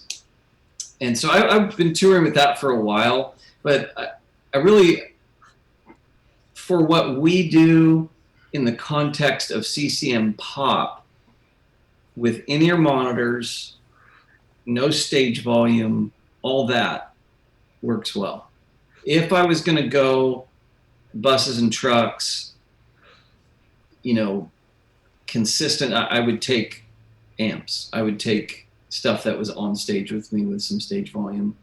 And then as of a couple years ago, I started using a Kemper Profiler, which those are amazing.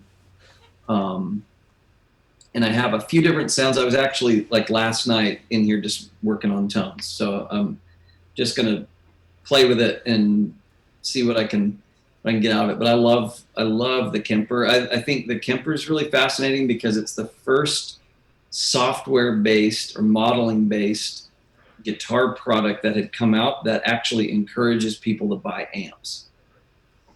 Go buy amps, get some great sounds, and then profile them, and then come up with a different sound with the same amp, and then profile that. So I liked it I like it a lot for that reason. Hey, Lincoln, are you all in the box? Or are you doing verbs and delays and stuff outside of the Kemper and then running into it? So when we're doing live, it's usually just a stereo feed all in the box. When we're studio, when I track the Kemper. I do my pickup, the dry stack, and the effects are separate, 100% wet. I just mean, are you using any like Strymon delay going into the Kemper? Oh, no, not for the main stuff that I do, just because I kind of have access to whatever. I don't do a lot of effects on a regular basis, so I pretty much have whatever I need inside. And I will say the effects inside the Kemper are insane. They're really, really good. They're not your esoteric, for the most part, type things, but like the reverb in that thing is nuts. Like it sounds like Bricasti level for guitar. I mean, it's fantastic. And when you switch patches, there is no pause. Like it is seamless. You could have a 10-second reverb and just go through presets, and it just rings out like nothing. It's amazing. So it's a really cool box. It's more money. And I think if the effects spillover is a big deal, it's a great solution. But I haven't toured with the Kemper for like my CCM pop stuff yet, because my pod, my HD 500X, is programmed for my set. So I just kind of I haven't had the time to like sit down and reprogram it. And the last thing I'll hit is the Helix, because there's been a lot of Helix questions. I think here's what I would say about the modelers. I think all of the newer, and even some of the older, but all the newer modeling products have great things about them. And you really got to look at the whole concept of modeling is you're really reproducing an amp that exists somewhere in the world. And hand-wired tube amps are all different. They really are all different. There is no two alike. Even if that was output transformers alone, there's no two that are the same. And so when you go, oh, it's a X, this or that Marshall, and oh, so the Fractal one sounds better than the Line 6 one. Well, it's not apples to apples. They didn't model the same amp.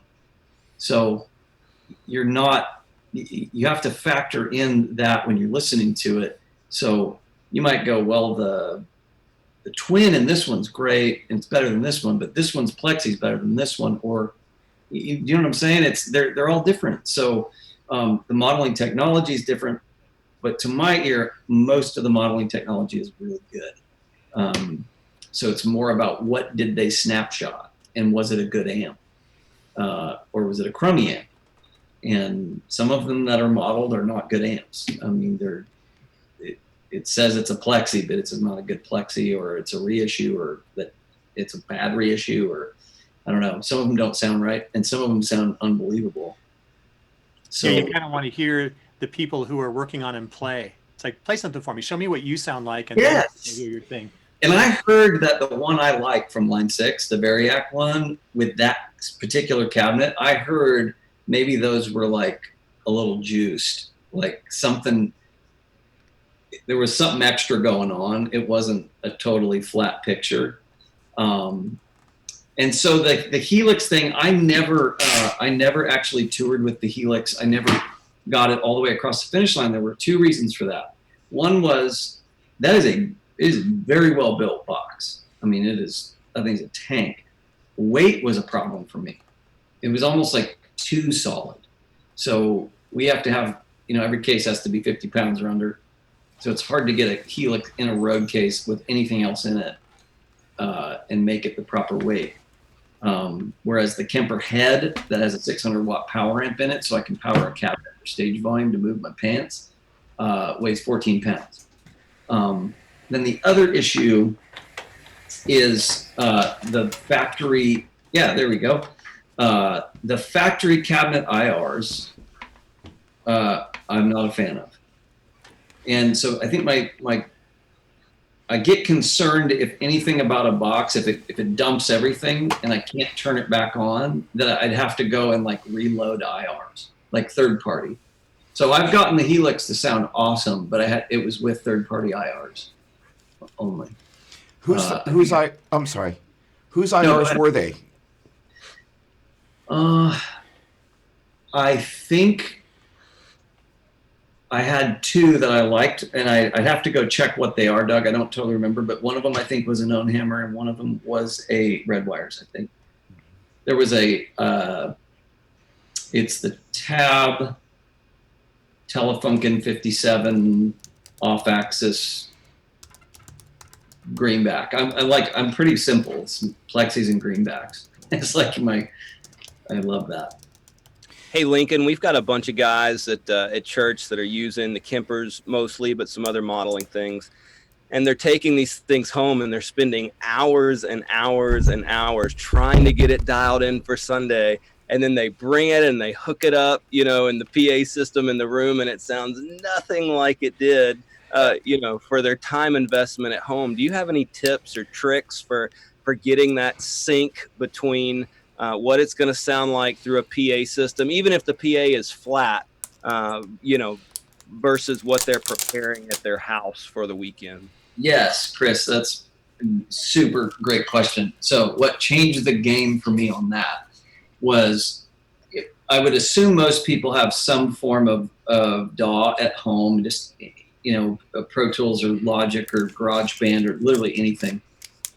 What I would do is, if you don't have a way, let me start here. If you do have a way to get the tracks of Sunday morning of your band and like load those into Pro Tools, and if you don't know how to engineer, have one of the engineers like pull some sounds up at home so it sounds decent. Or you can literally even ask the front of house guy to bounce you a 2-mix minus guitar and just already mixed. Put that in Pro Tools, then plug your Kemper in, and then dial your sounds. But you have to do it contextually, because you're exactly right. You're going to hear tone a certain way at home in isolation on who knows what speakers. And if you don't have some kind of plumb line or, you know, equator, you're not going to know, is that too much top end? Is it too much? And whenever you put an instrument in a band setting, basically you get frequencies that battle against each other. So you could hear a mix of an album that you're like, oh my gosh, those are the greatest sounding drums I've ever heard, and solo the drum kit and go, ugh, they're horrible. But in the context, they're amazing. And so to me, that's the key to it. That's a big key to it, is doing it in a consistent setting that you know, but where you're comparing it to the context that you're going to be using it in. If you can't get tracks from church, the other way to do it would be, you can load some tracks of songs you like, guitar players you like, match guitar, multitracks.com. Listen to an album. If you like the guitar tones, get the multitracks, and then just try to match those tones exactly. And then if you want to tweak them a little bit, great. But I always tell people or bands, when you love a version of a song that you've heard off of the United album or Jesus Culture or Bethel or whoever, and you just love it, like, gosh, we heard this song and everyone's crazy about it. Learn it exactly like that first. Do the work. Yeah, like they put time into the drum pattern. Like, what makes the song feel a certain way? Should we do boots, gosh, boot, boot, or should it be boot, gosh, or whatever? It's not any pattern, you know. It's like and then the bass part built with that, and then this keyboard sound and this part, and then that worked with the guitar part. So it's a lot of thought, and it's already a lot of work done for you, and a lot easier to do. It's quicker. The end result's better. And then I think that's easier to adapt that to your thing than to try to kind of just shove everybody together and hope you get somewhere close. And the sounds can work the same way. That I've found that so often, don't hear this as too big of a statement, but sounds make parts, parts make sounds. So when you play the Lights intro for the Journey song, Lights, on any neck pickup guitar, it kind of sounds like that sound, because the part is sort of self-determining it a little, you know. So when you tend to do that in band settings, you get a lot more cohesive nature. But if you're dealing with different sounds from an audio perspective, different type of, you know, super high-pitched, tight snare sound, and the original one was one of those kind of things, and that's different. Cymbals are different, vocals are different, keyboard sounds are different. You can play the exact guitar tone. You have the original guy come in, and it's probably going to sound wrong in that new context. So I know that's a busier answer, but Lincoln, I'll when tell you you one thing is I don't think I can trust anything that comes through my ears as to how I think it sounds in the house. Yeah, And exactly. so Yeah. there is some trust I have to put into the front of house guy to just I might feel comfortable in my ears because that makes me play better. Yeah. Not what the house needs, and he'll take care of what the house needs.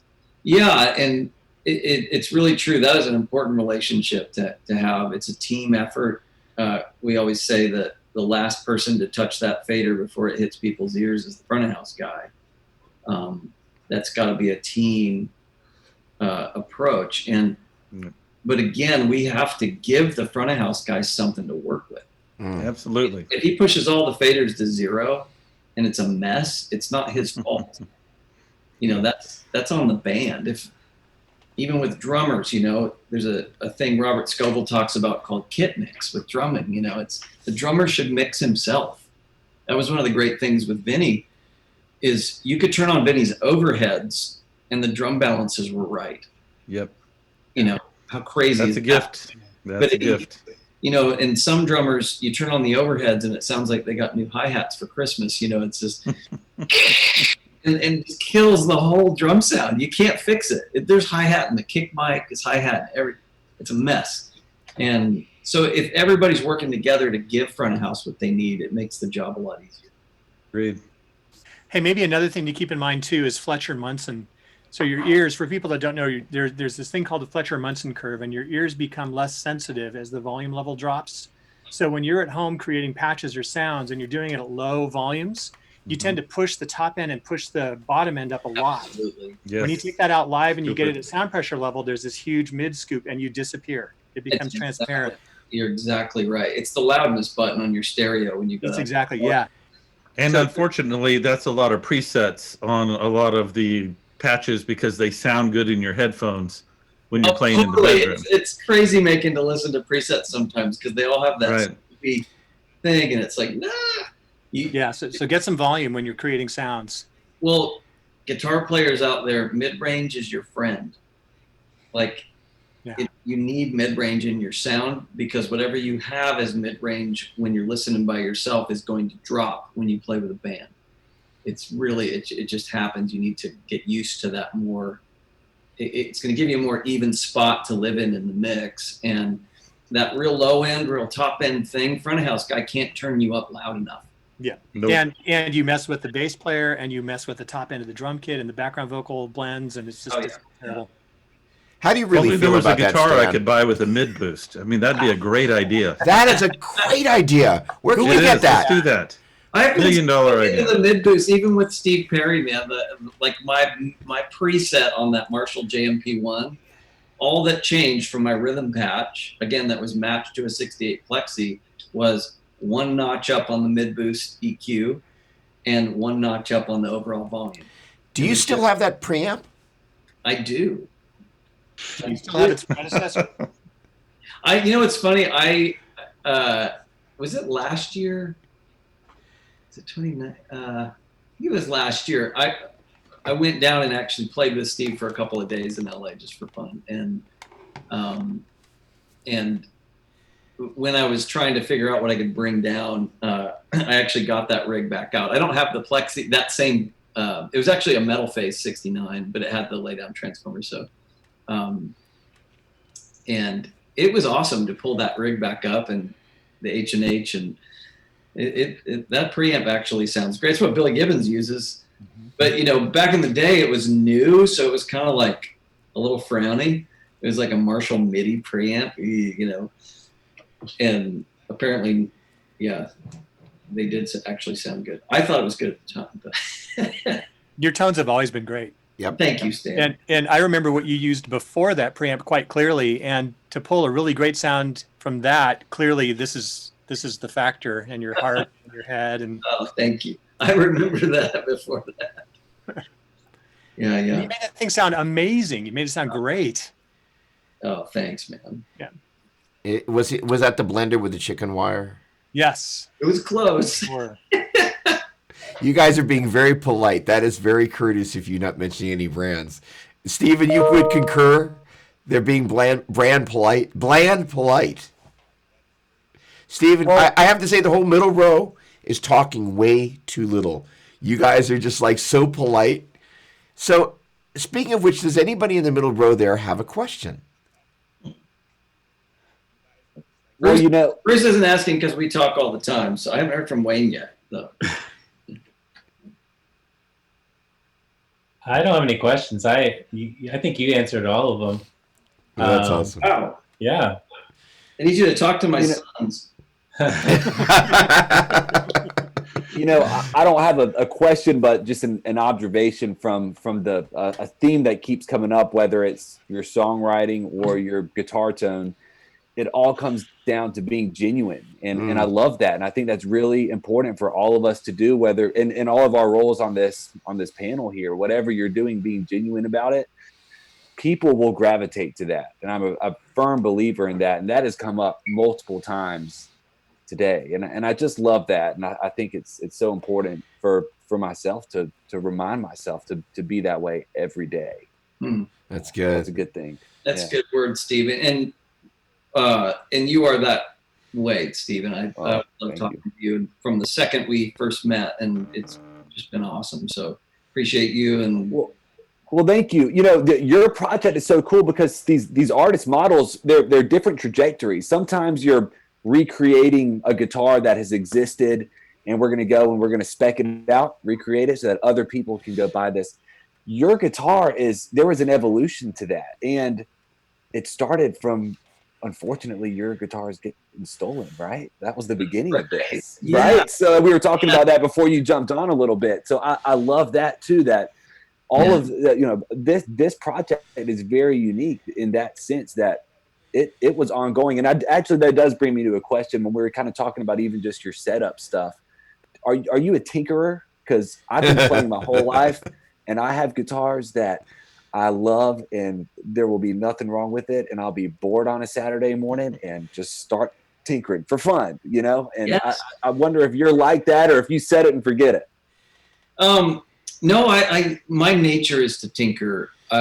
I tell people this sometimes. Like, I'm a kind of closet handyman guy. Like, I love DIY, the home channels, like remodel.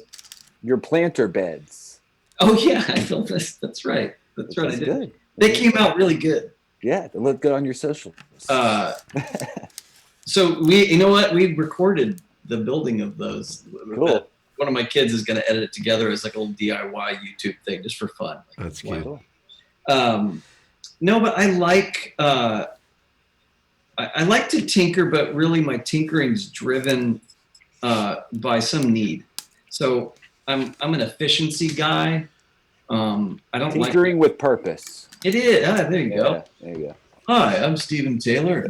Tinkering. Tinkering with purpose. I like that. Whether this is guitar, studio setup, ministry systems, I don't like to have to do the same work twice if we don't have to. So anything that can be systematized, I like to systematize it. I do. Somebody called me once 50% artist, 50% architect, and I like to try to make use of that other side, whenever possible. So with the guitar, the guitar stuff is a lot of it's to solve something, which was I've been really encouraged to see a lot of response to the signature model, because that was the goal, was to solve some issues that I felt like I was watching guy after guy after guy after guy after guy make certain modifications to a Strat, and they were ones that I wanted to make too.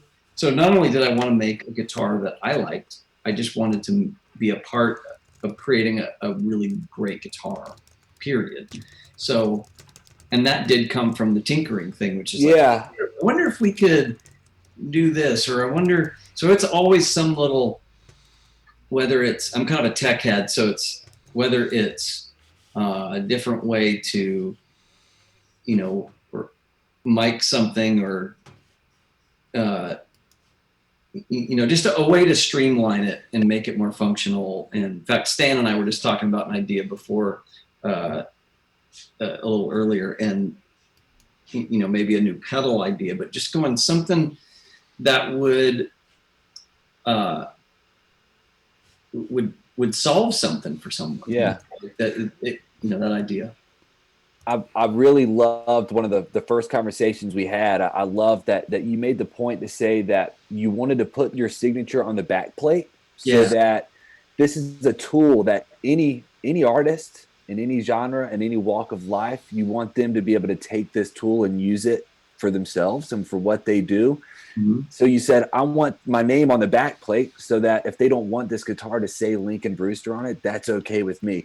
And I just thought that was so cool. That was so selfless and just such that is a true guitar player in my mind. And I really appreciated that.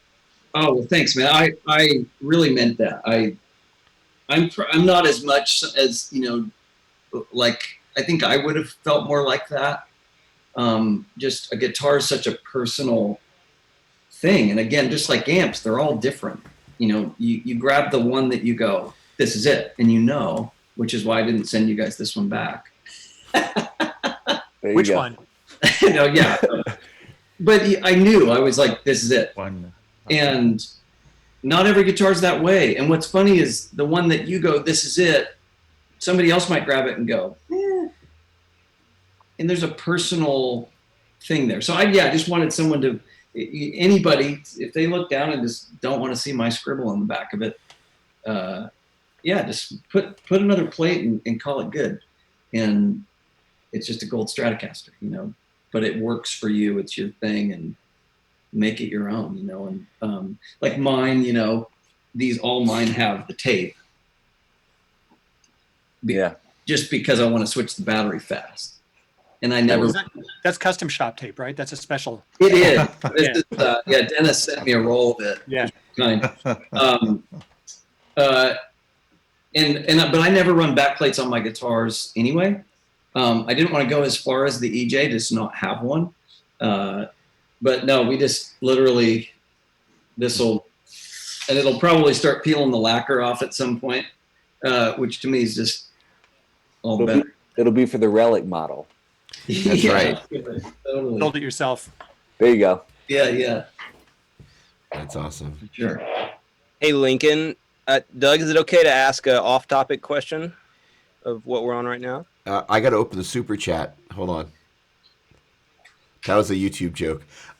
Yes, of course. Please. Hey, Lincoln, could you just maybe reflect for a minute on just the current and future state of worship guitar? It feels like, we've gone through the dotted 8 thing, and we've been through a lot of things, and I'm noticing at church, we're still doing all of the Hillsong and Bethel and all the stuff, but we're now doing we're infusing some gospel-esque songs into our worship sets, and I'm feeling like that's happening at a lot of other churches as well.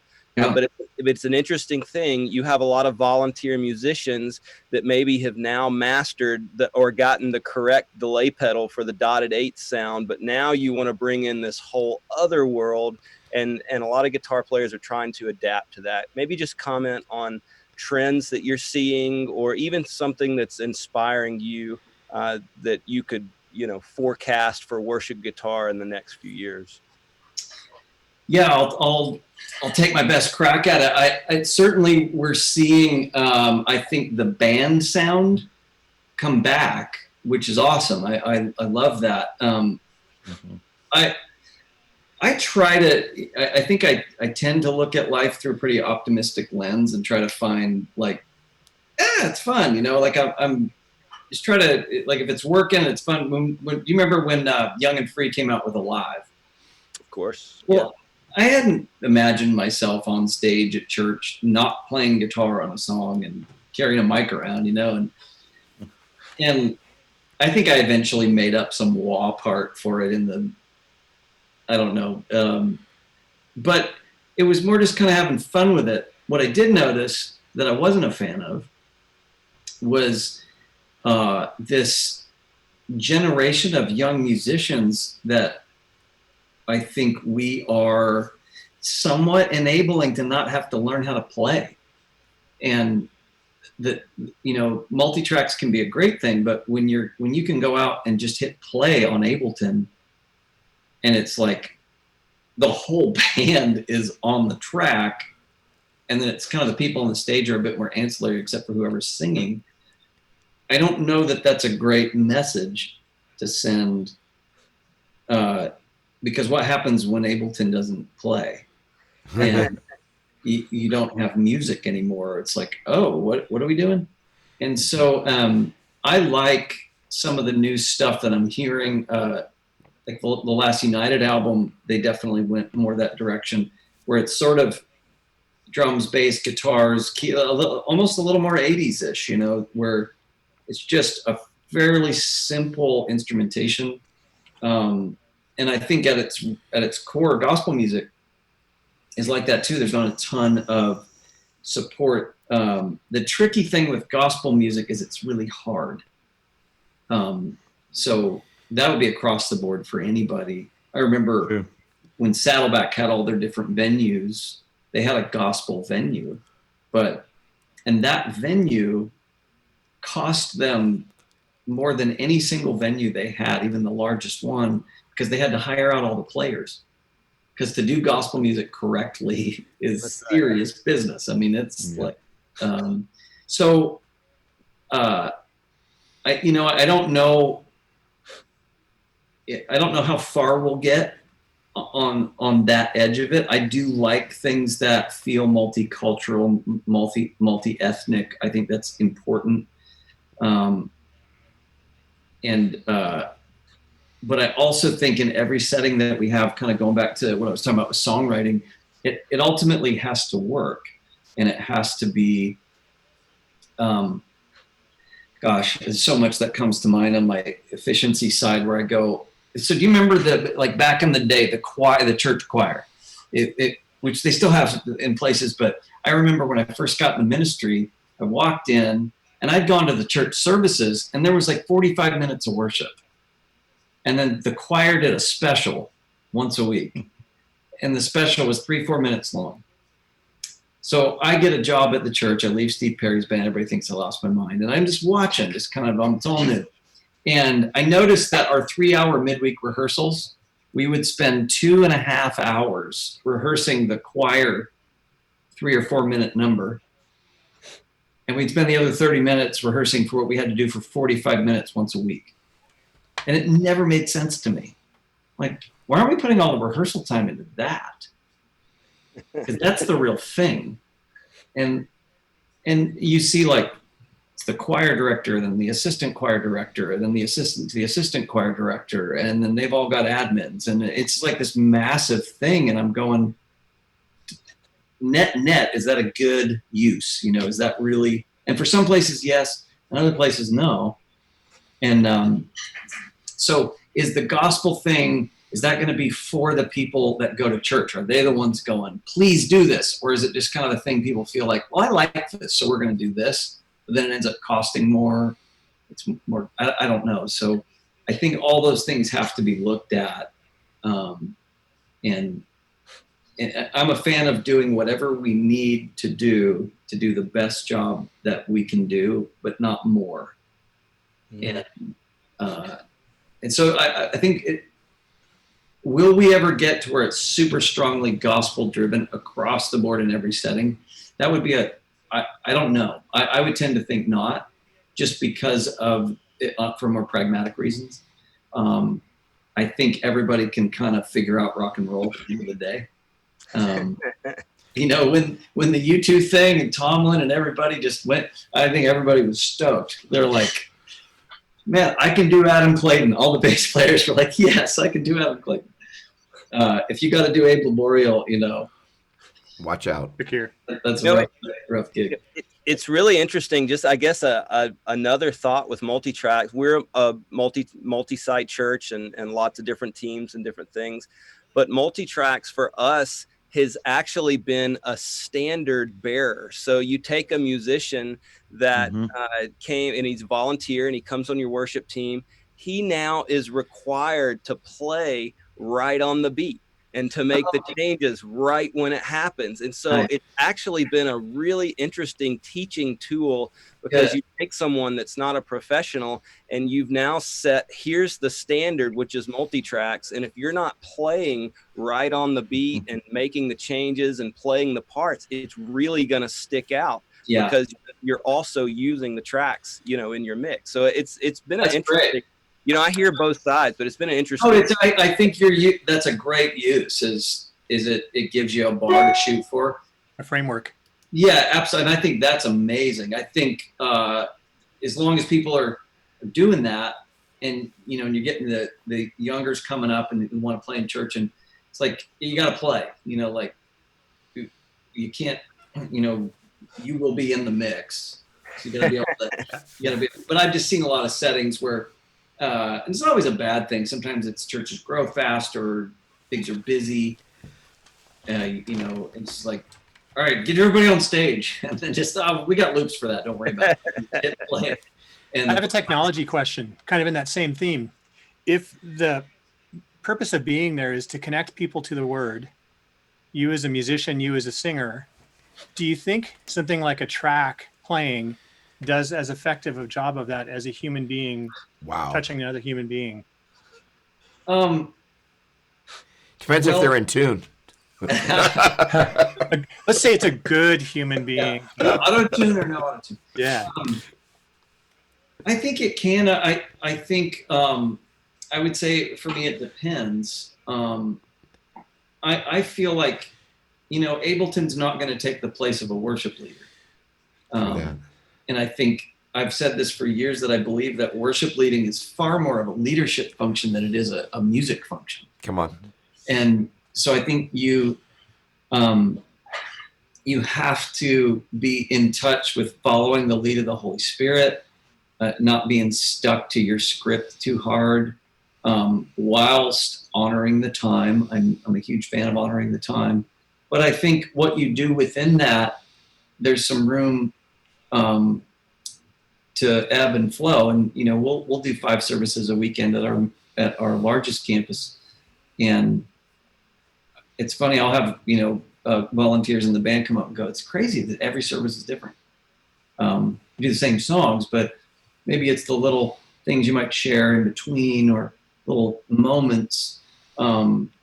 So I don't think it objectively negates God's Spirit moving. I think it can be a part of it,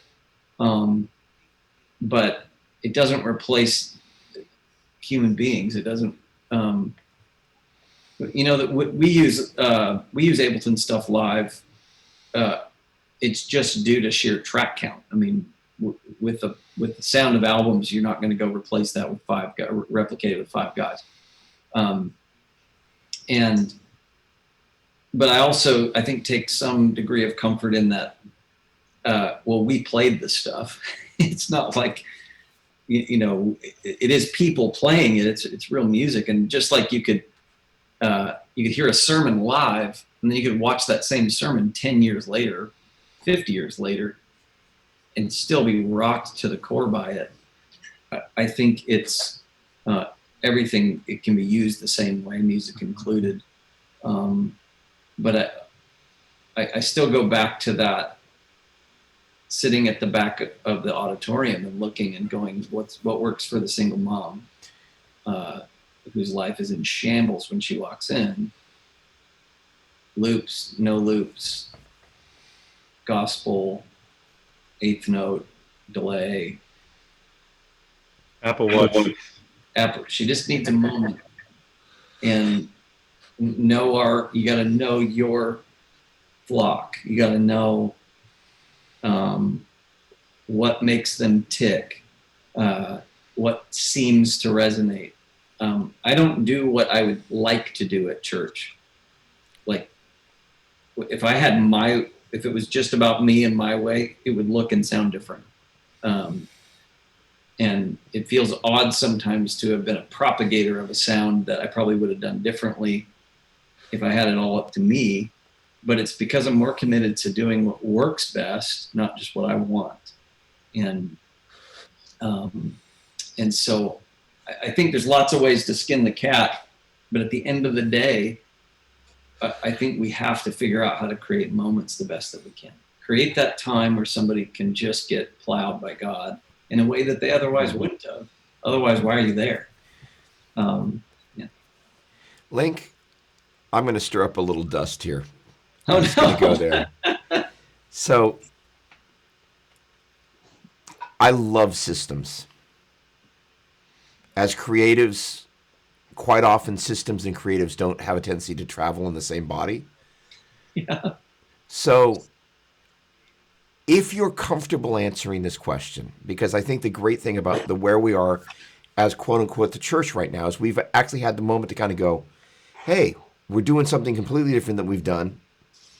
When we go back into doing things like we used to do, I think a lot of people are going to go, does that make sense to do that? Just like you were talking about, for better, worse, or in between. It's not a matter of whether you should be spending the time on the choir. It's whether we should be having a conversation about whether we should be having the time on the choir, as opposed to like, it's just what I call the Sunday to Sunday cycle.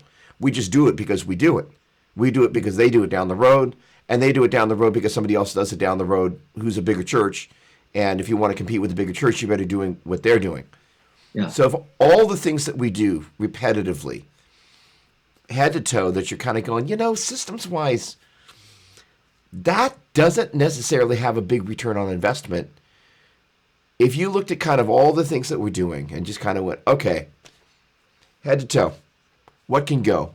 What are some of the things that kind of come to mind, whether it's just like, whether it should or could go, versus like, these are the things that you should look at and go, you may not need to do, like you said, you only needed to do as much as it needed to be this level good.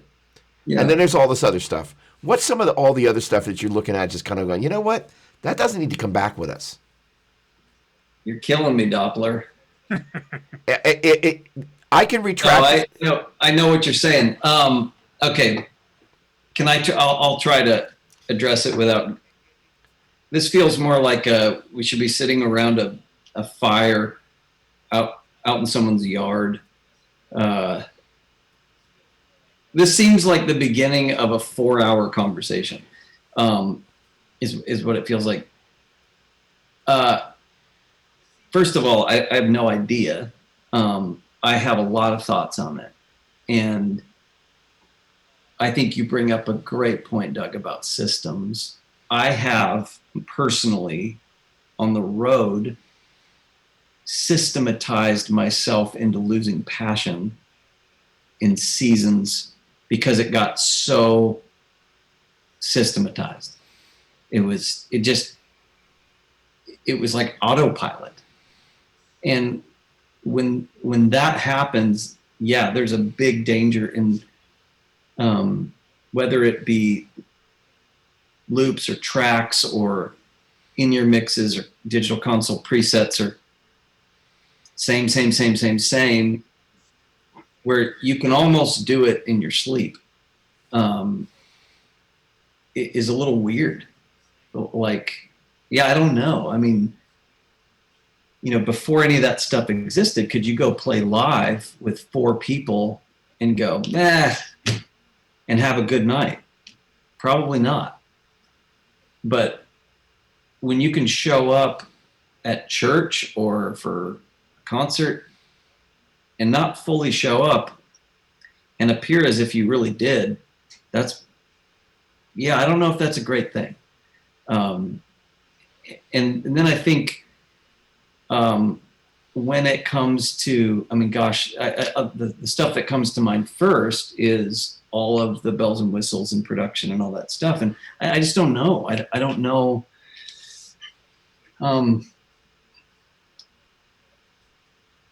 I don't know what people, especially moving forward after what we're going through right now, what really means something to people. Like I do have questions, honestly. I mean, I just started about 2 months ago, I started a sabbatical from church. So I'm not like actively in the world of online, like what that's been meaning. I can tell you, I've watched things I mean, we attend church online. And I haven't decided yet. I think I'm leaning one direction, but I haven't fully decided yet what matters, what means the most to me. But I think somebody in their own living room with an iPhone, and it doesn't sound that good, probably moves me more. I mean, the one time since this started that I was in tears during worship was watching Paul and Rita Balash from their little condo in Manhattan do Your Name. You know, it was just, it was so good. And so there's some great quality things, but I don't know if that's the thing. I don't know if it's how necessary it is. But I do feel like some of that stuff is trial and error. Like, let's try something and then let's see what happens. And then also, I'm a big believer in ask. Like, put a thing out on Facebook and ask the church what resonates with them, what they would like to see. What's speaking to you? Do you just, and maybe, you know, obviously completely in alignment with whoever's the senior pastor, because for musos and worship leaders, what we don't understand a lot is when you take risks, the senior pastor pays the price, not you. Yep. And so it's got to be a team. But just to go, can we just sort of play with this and see? I mean, it was sort of like standard def to HD. That was a big conversation for a long time. Do we really need HD? And then I think what churches started finding out was everyone started getting HD TVs at home and would start coming to the church going, why do our screens look terrible? You know, it's like there's these weird little factors, I think, that and then all of a sudden most of the church has HD TVs and the church is still rocking 4.3 SD. And then somehow that like says something about you as a church. Like, are they that far behind, you know? And you were trying to be like you were doing the thing that everybody would want you to do, which is like, we don't really need it. Yeah, we have the money, but we're not going to spend it on that. We're going to do this instead. And then the people are like, hello, 16:9 HD, where are you guys at? And so I don't know. I don't think anybody, me included, has ever or will ever get it right perfectly. I think usually when we get it right, it's when we're swinging back to the other side of getting it more wrong. You know, and it's just this pendulum thing. But I think as long as our compass is set firmly in one single direction only, we'll always be biased that way, and we'll always be asking the right questions and always going, do we need to do this? Like, is this really necessary? And I would rather struggle with that, you know, than alternatives. And I've told tech departments this before. Like, I think most church tech departments, if the church came and said, you can have $5 million of church budget, most of them would go, sweet. And I would like to see most of them go, I don't know that we don't need $5 million. Because I think down to your intentions. It's a global responsibility to steward. And, you know, depending on how your church is set up, the tech director might have a ton of weight. And I think ideally they should with their area. Whoever has that then needs to be really trustworthy with the tithe that is given in great trust by the single mom. Like, it's a big sacrifice. And it's like, let's do well with this. Let's not squander. And I've been guilty of, I mean, sometimes it's pace, sheer volume of detail. Some of it's, yeah, this would be cool. Let's get the, you know, and so it's always a balance. And I don't think there's any shame attached to anything like that. But I think it will be interesting to see as we're able to start doing church again, what that even looks like. Right now, if they opened every church in the United States and it was like all the governors went, all right, you're good, president, yeah, good to go. Who's going to go? And like, what does that even look like anymore? What does a mass gathering mean? I mean, my family and I have been talking about it just is a natural progression, I think, to go, what does pre-vaccine life look like? I mean, there's not, when the governors come out and say, okay, you guys can go hang out with each other again, it's not going to be different than it is right now. We can just do that. With pre-vaccine, you got to figure out what life's going to look like for you, what your boundaries are, how you're going to navigate it, and what does that look like for each of us. And church is going to be another one of those things, I think, where you know, how many services are we going to have to do if people want to be in the room? So is the living room the new venue, or at least for the foreseeable future?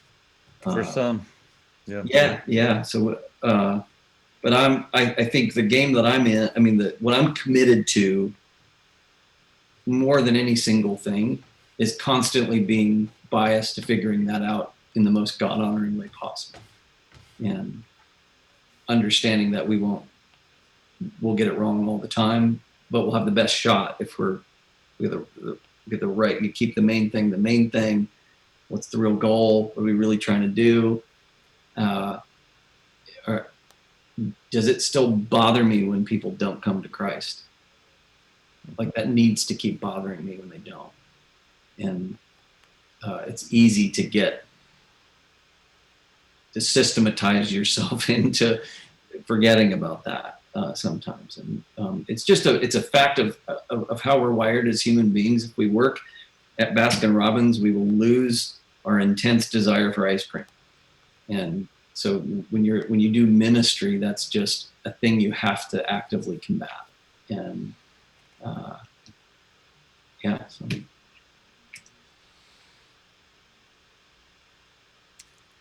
That was awesome. Oh. Well, it's midnight for those of us that are in Eastern Standard Time Zone, and I want to be respectful to all of our folks. And thanks so much for everybody that's tuned in. I'm looking at the screen. I should be looking over here. Oh, no, I'm actually... Hang on. No, I'm not even going to go to that camera. All good. Hey, it's a good angle for you, though, Doug. Thank you very much. I appreciate that. I received that. Thank you.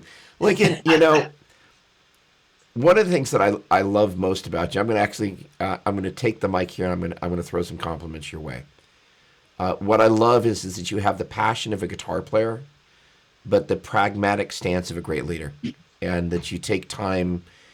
You know, it's a very rare person that can be as deeply connected to emotion as you are, and have the ability to translate that into music, but have the cool head that enables you to lead people from a very pragmatic, systemized place. It's a very unique gift, and it's a pleasure to have this forum to just kind of see you go through your different verticals, because they are very contrasting at times, but that's part of what makes you such an interesting person for all of us, because we get a chance to see all those different parts of your personality really shine. And I just want to say thank you on behalf of everybody for taking the time tonight. You know, we all have stuff going on, but just really a pleasure. And to all the panelists, really thank you for making time to be here. For everybody that tuned in and took time out of your busy day, you know, at Worship Musician, and just kind of, as Mike and I were talking before, there's a connectedness that, one, has been fostered in this season, and two, that has always existed, that we just kind of rediscovered. I think that we kind of went and we forgot something about ourselves, and unfortunately it took us being separated to remember that, you know, we are in this thing together, and we're finding it out in a very interesting way. And I just want to thank, you know, all the people, you know, who are watching this, that show up at church. First in, last out. It's not always a lot of things going on. But just as a reminder, all these folks know that feeling. We've all been there, and that's part of the journey. And the great thing, God totally honors that. And so, you know, if there's anybody out there kind of watching, just kind of going, I got dry in that last season, God's got your back. And if you're dry in this season, God's got your back. And if you get dry in the next season, whatever that's going to look like, God will still have your back. And I just want to, just encourage anybody that's kind of wondering what's coming next, is God's going to have your back. Thank you, everybody that joined us tonight. Does anybody have anything they want to say on the way out the door? I think Chris had such a strong interest in Link's guitar that maybe Mike could sell him one tonight and ship him one tomorrow from Sweetwater. I second that. Hey, if you don't mind, I am going to say one thing while I'm virtually in the same room with Lincoln. You and I haven't met directly in person, but we've been near each other many times. And I would like to tell you this on the way out. The first worship night at NAMM, Bruce, how many years ago was that? 11 years ago. So 11 years ago, Lincoln, I think you were headlining that first worship night at NAMM. And I remember talking to Bruce and to Doug about this, and I'm thinking to myself, this is at the Hilton Ballroom. And on the first floor, everybody's drinking alcohol. And on the third floor, everybody's up having worship. Yeah. And what I want to tell you that I think is important to thank you for, but to apply to the bigger picture of what we all do in ministry, is you had an altar call that night. You did not shy away from having an altar call at the first NAMM worship event. It would have been so easy to water that down and to say, hey, I need to serve up a little more milk than meat at an event like this so that I don't make people uncomfortable. But you had the altar call, and many people stepped up. And I thought that was not only impressive because it made a statement about what you were really there to do. The music was great. The night was fantastic. Everyone was brave to be there, but the altar call to me was the statement of what it meant to be there as a Christian doing that sort of ministry. And I want to say thank you for that. But also I want to remind all of us that whether I'm shipping a box to somebody because I know they're going to use it for a Sunday broadcast and they need it tomorrow, or someone's creating music or putting together a set list from a point of view that makes it important for the moment, I don't want us to forget about the altar call in the midst of all of this, no matter who we are or what we're doing, because I think we can serve that purpose in many different ways. And thank you for having the courage to do it. And thanks for giving hopefully many others the courage to choose to do it wherever we are. Amen. Thank you, Mike. You're welcome. Appreciate it. Thank you so much. You bet. Cool. Good being with y'all. Have a great night. Hey, Mike, I have one request, if I could, just before we go. So I've been a Sweetwater customer for over 30 years now. And what would help me a ton is if you guys could, I don't know if you ran out of saltwater taffy, but that really helps me on the home front. My wife's a big fan. The candy's always gone a long ways for me buying gear. Yeah, I hear you. Honey, your candy shipment's here. Oh, look, a guitar. You just put a note in.